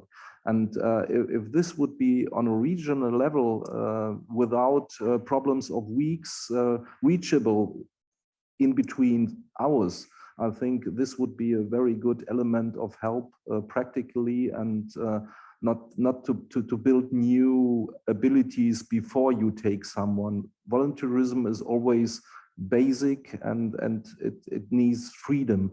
If there's not freedom anymore, you can bury volunteerism. So I think this is a necessary help instrument, not more. And the volunteers are creative, and you have to accept, and this is very hard for governments and even local authorities. You have to accept if something is not working, or someone likes not to take responsibility anymore, even if he made good experience. You have to accept this. And this policy of acceptance, even with failures, is very hard to educate. Very important part of this. Alessandra, yes, you wanted to comment, and then I'm going to open up to questions from our other participants. Yes, I completely agree with my colleagues, because volunteers. Sometimes you can find a volunteers that also has a professional and high skill preparation. As I was visiting the church and the parish, I found a psychologist in retreat, a doctor on retreat. So they have knowledge, but they are not always there. So what is important is also really create, as I said at the beginning, a network with the local society, with the hospital, with the social service, where you know where you can find a profession right away if you need it. And of course, we are running with volunteers. So sometimes we are not doing everything professional way or respecting everything, but we are in touch with these people. And this is important also. We are familiar with the refugees, so we know what's the need and what they are. And sometimes volunteers are passions, they are feelings, they are hearts.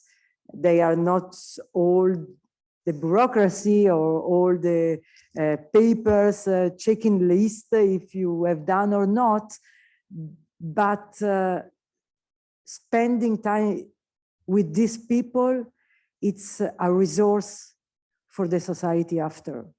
And nobody's counting hours that we are listening and spending time with these people, visiting at home, see if everything is okay, not to check if the house is perfect, but to see if they are comfortable, if they are fine.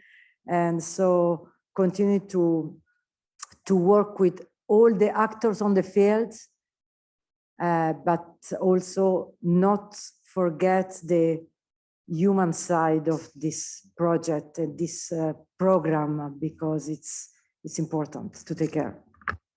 To go back to what Father Badger said at the beginning, to really listen and not just to be box ticking exactly. So yes, thank you for that, Alessandra. I'd like to open up now to the floor. If we have our other participants here in the room who have some questions for our panelists, or indeed those taking part following the proceedings online. I'm going to ask Stéphane Jacquemet. He's head of policy for ICMC, and he's very kindly helping me by monitoring the chat box. And I think there are a couple of questions already, aren't there, that perhaps, yeah. There are 5 interventions. Okay.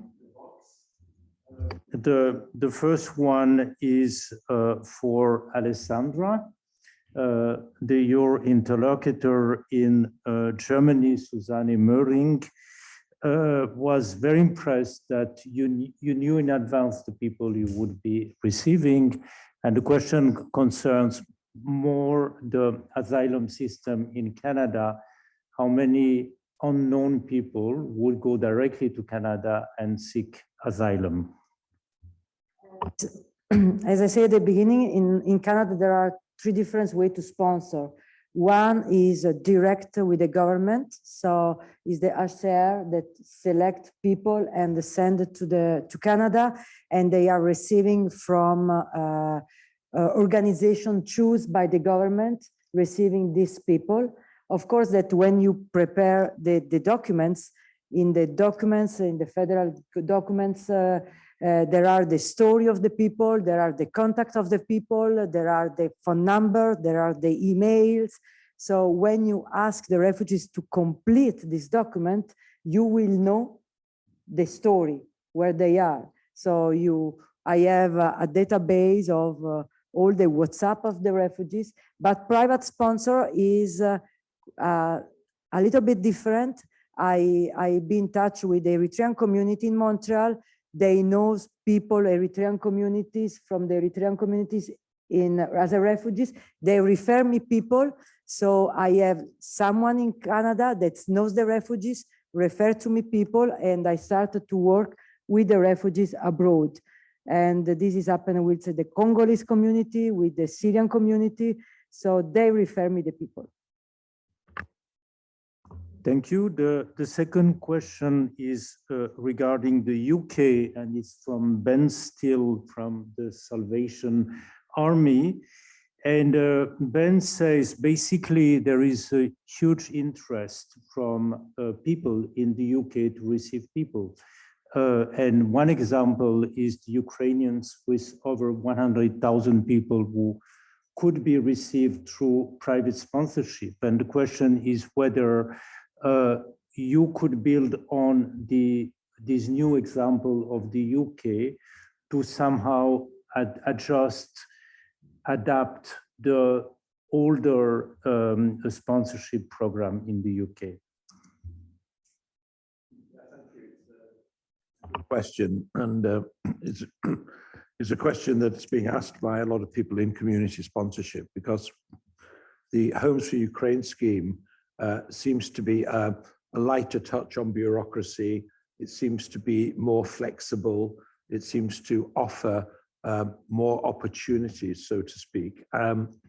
One of the things that I would say that is different between the Homes for Ukraine scheme and community sponsorship is that the Homes for Ukraine scheme is a temporary solution for 2 or 3 years, whereas community sponsorship is often a permanent resettlement opportunity for people. So it's quite different in that way, but there are many good things about the Ukraine Homes for Ukraine model that community sponsorship could look at. For example, in community sponsorship at the moment, we have to raise £9,000 per sponsor family before we get going. That is not a challenge that the Ukrainian scheme has.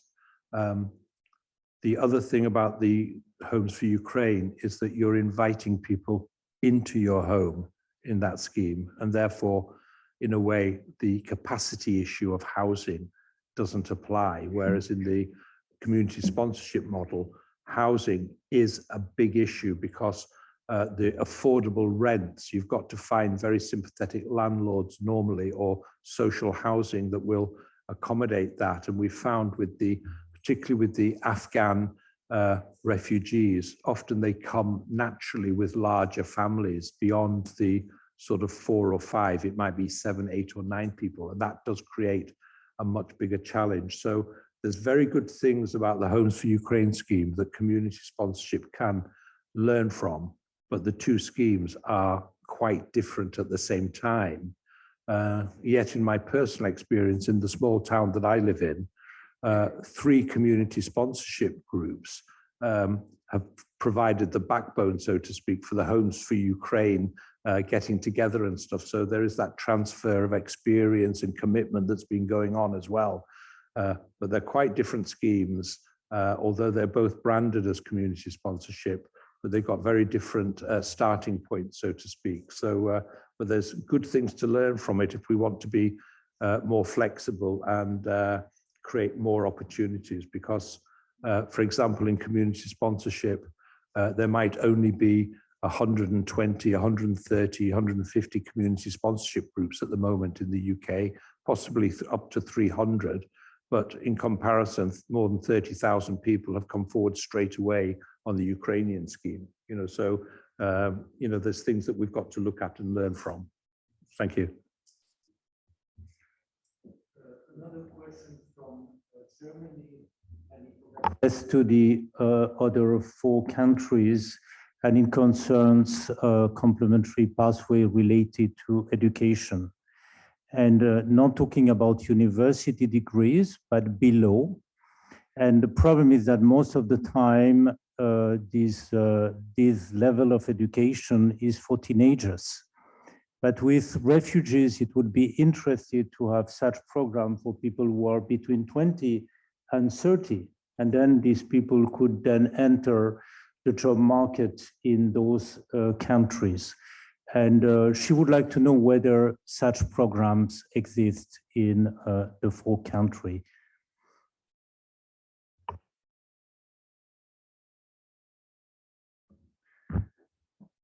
I can say that we don't have kind of program like this. We are experimenting only the university corridors, but not other experiences on this. There is a program for minors, for teenagers in Italy, but as Oliviero said, not for adults looking to access that lower level of education. But it's an interesting idea. And I think also because in Italy, the experience of community sponsorship isn't within the resettlement program. It is complementary to resettlement. Historically, the Italian government hasn't been so hot on resettlement, but has very much supported complementary pathways. So it is an area where potentially community sponsorship could be used to support people in that situation. I couldn't say if the US has a program or not. Thank you. And finally, 2 comments from Canada. Maybe I will read them, and they were in reaction to one of Mark's comments. From Brian Dick from the Mennonite Center. From a Canadian perspective, I want to say to Mark's comment about the lack of repeat sponsors. We should not be too hard on the sponsorship program in the UK or elsewhere because of these. Canada's program is 40+ years old, so it has developed that over time. The other factor that may be important is that Canada has an option to name refugees to sponsor. That is a significant part of the program. However, it is important to keep the unnamed sponsorship or the sponsor the stranger part is so very important. I believe that is what moves this program beyond the usual actors to the broader community. That is what builds political and community support for refugees. And there is an additional comment from Sabine Lair from ICA Victoria. So adding to Brian's comment, the existence of repeat sponsors can also be partially attributed to Canada's strong lead sponsor network called Sponsorship Agreement Holders, SAH. This network has now grown to 137 organizations, all of which have a framework agreement to sponsor with the government of Canada. The SAH play an important support role and bridge core volunteers at the community grassroots level with system professionals. Many SAH are managed by people who are resettlement professionals in their own right. Those are all the comments or questions.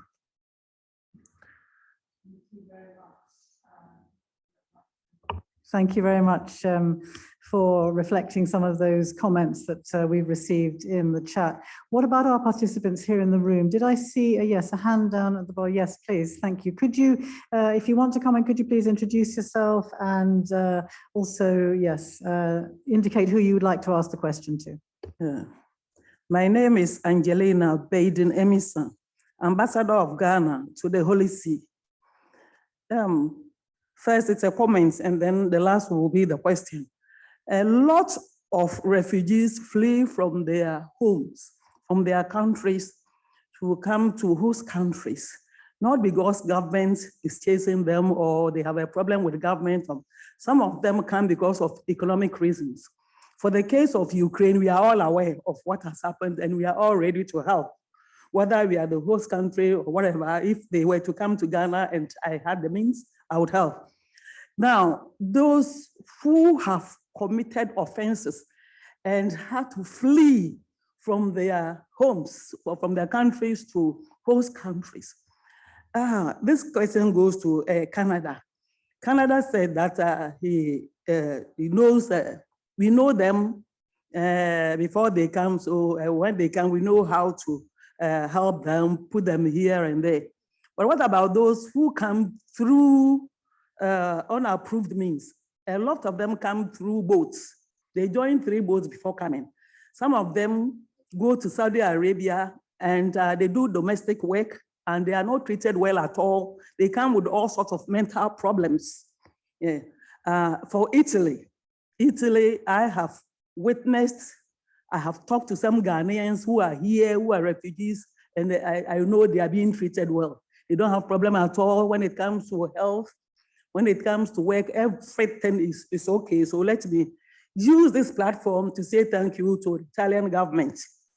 I hope other countries will also do the same. Some may have their problems anyway, but from those that I've talked to, they are okay.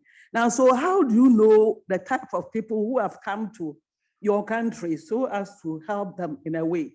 So if they are refugees, they will remain refugees for how long? And is there any way of sending them back? Have you thought that after maybe 10 years, you want to send them back to their country or whatever, or they will become part of your host countries? This is what I want to find out. Thank you.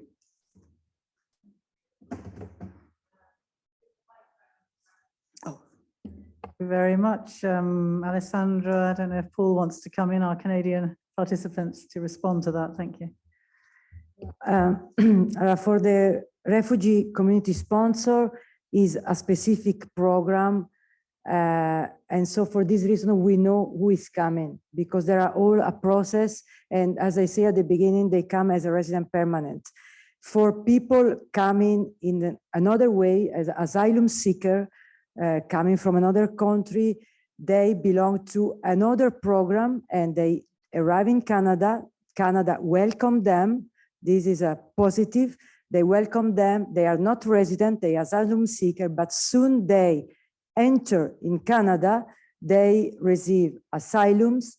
They can have a brown paper like a work permit. The children can go to school and we know them on the border. So also the diocese is working in this program, but we don't have to confuse the 2 ways to arrive. And of course that when they arrive on the border, we don't know them. We know them when they enter. And as we open 2 houses of welcoming asylum seeker, and we support them during all the process until the interview. At that moment, they became refugees. At that moment, they can ask resident permanent. So after 3 years of resident permanent, they can ask the citizen.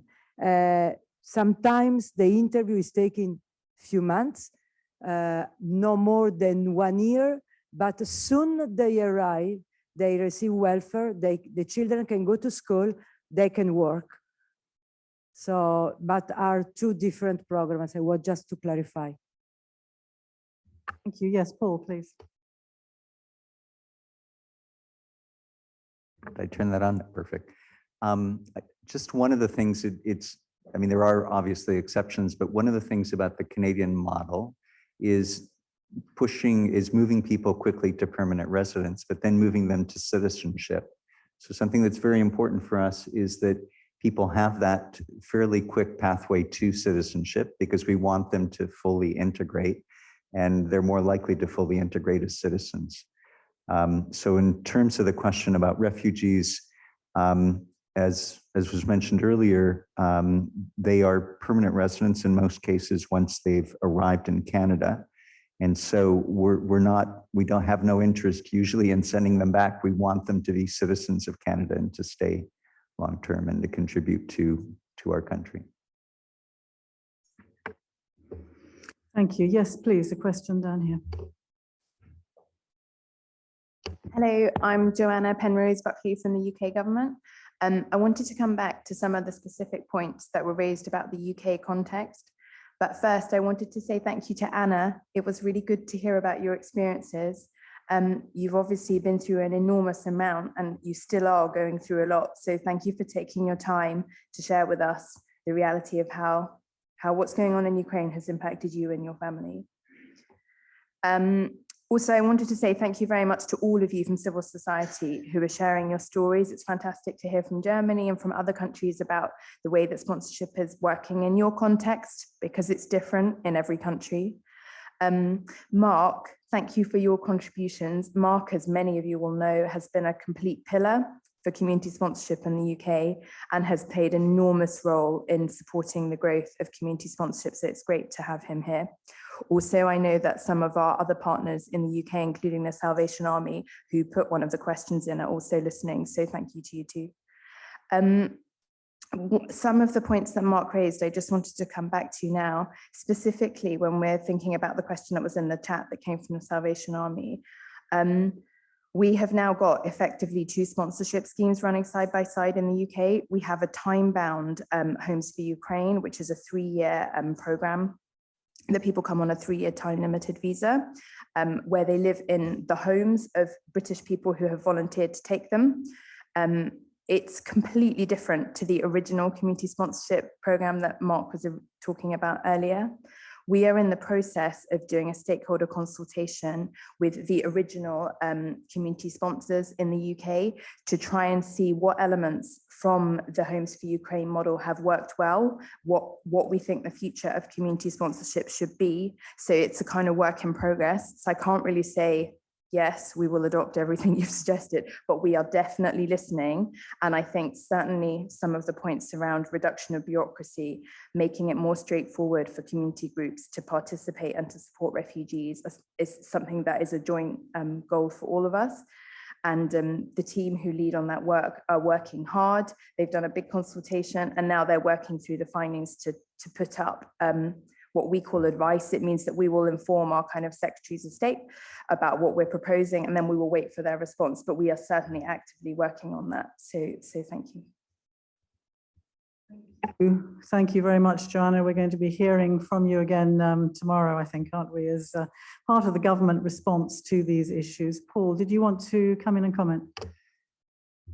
I didn't want to put Andreas on the spot, but I had an opportunity recently to have a good conversation with Andreas. And there's a couple of things that Andreas won't be with us tomorrow, so I wanted to take advantage of having him here today. A really beautiful metaphor that he described around flowers and so forth that maybe you could develop for us again. And the story of what happened the day after you had that attack and you had the visit. If you wouldn't mind sharing those with us, that would be great.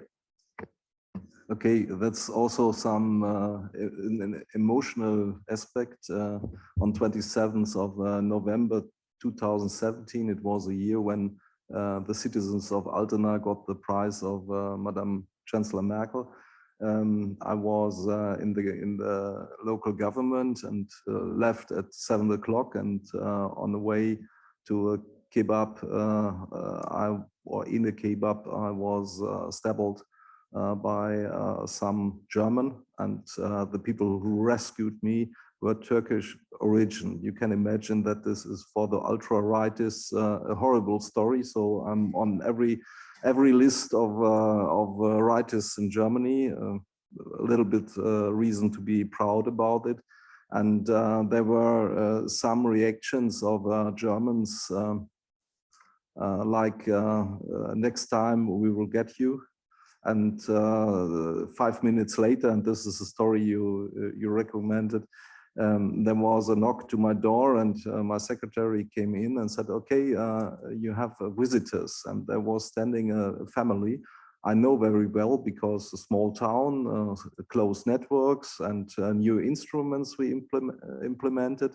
There was a lady, she came with 4 children alone from Syria. And her husband at this time was already there, and so it was full family. And the smallest might be 7, 6 years old, standing there with a chocolate and say, I only want to say, and he said this in Germany, I only want to see if you are healthy. This was a fear of my family because you protected us, and we would like to see that everything is all right. And you can perhaps imagine that that is part, tears run out of my eyes, but also it's a story reminding me why we are doing this. So we are doing this for individuals. We are doing this for every success story we have. These people are no numbers. They are people. They are civilians. They have history. They have hopes. And I think to respect this and to fight for their rights is a very good and strong answer. And every one of us has a duty to do it as a Christian, as a human being, and also because my grandmother was fled in 1944 from the Kaliningrad Oblast, leaving their sisters in Lithuania behind the Iron Curtain. And she told me a lot about her feelings and her disappointments when she came to Santo, Germany, I may say. And I think this is important. And if you are moderated on the local base, you know many of those stories. And I will add one for half a minute, because I think this is a very, very good lesson learned by me. I was in a gathering, and it was a structure of 2015 in Germany. It was very confrontative. And then a guy stand up and said, you as a mayor decided to bring 100 people more than we have to take in the German system. It's a key for every town, and you have numbers, fixed numbers, and we would like to, or we ask for 100 more at this situation. And he said, this is not the same than we have had in Germany after 1945. When then people came from the eastern parts, we are willing to help. And then a German lady, very old, stand up and said, shut up. When I was a girl, I was playing with other girls of your town outside, and the window opened, and the lady said, don't play with a girl from Poland. Even she was German. So you see, what we have is only the view we have to a situation, and we have to keep the view on the individual human being. Thank you very much indeed, Andreas, for that contribution, which just about brings us up to time for today. We're really grateful that you remind us as we come to the end of the first day that it's beyond the statistics, it's about the faces and it's about the people, and how do we communicate that message to a wider audience. So I would just like to say thank you to you and to our other panelists, to Alessandra, to Bill, to Mark, and to our 3 panelists from Italy, to Cecilia, Fiona, and Oliviero, as well as, of course, a big thank you to the organizers, and particularly to Anna for joining us today to share just a little bit of her experience as a refugee here in Italy. Thank you to all of you who've been joining today. Thank you to our interpreters as well for the work that they have been doing, and our support team. We will be back again here at the same time, same place tomorrow afternoon, and we sincerely hope that you will join us then, as our civil society representatives here will be talking directly with representatives from their governments and from the international organizations about ways in which we can make this community sponsorship program more sustainable and more effective to really help the people that it was designed to serve. So thank you, have a great evening, and see you at this same time at 3 o'clock tomorrow afternoon. Bye-bye.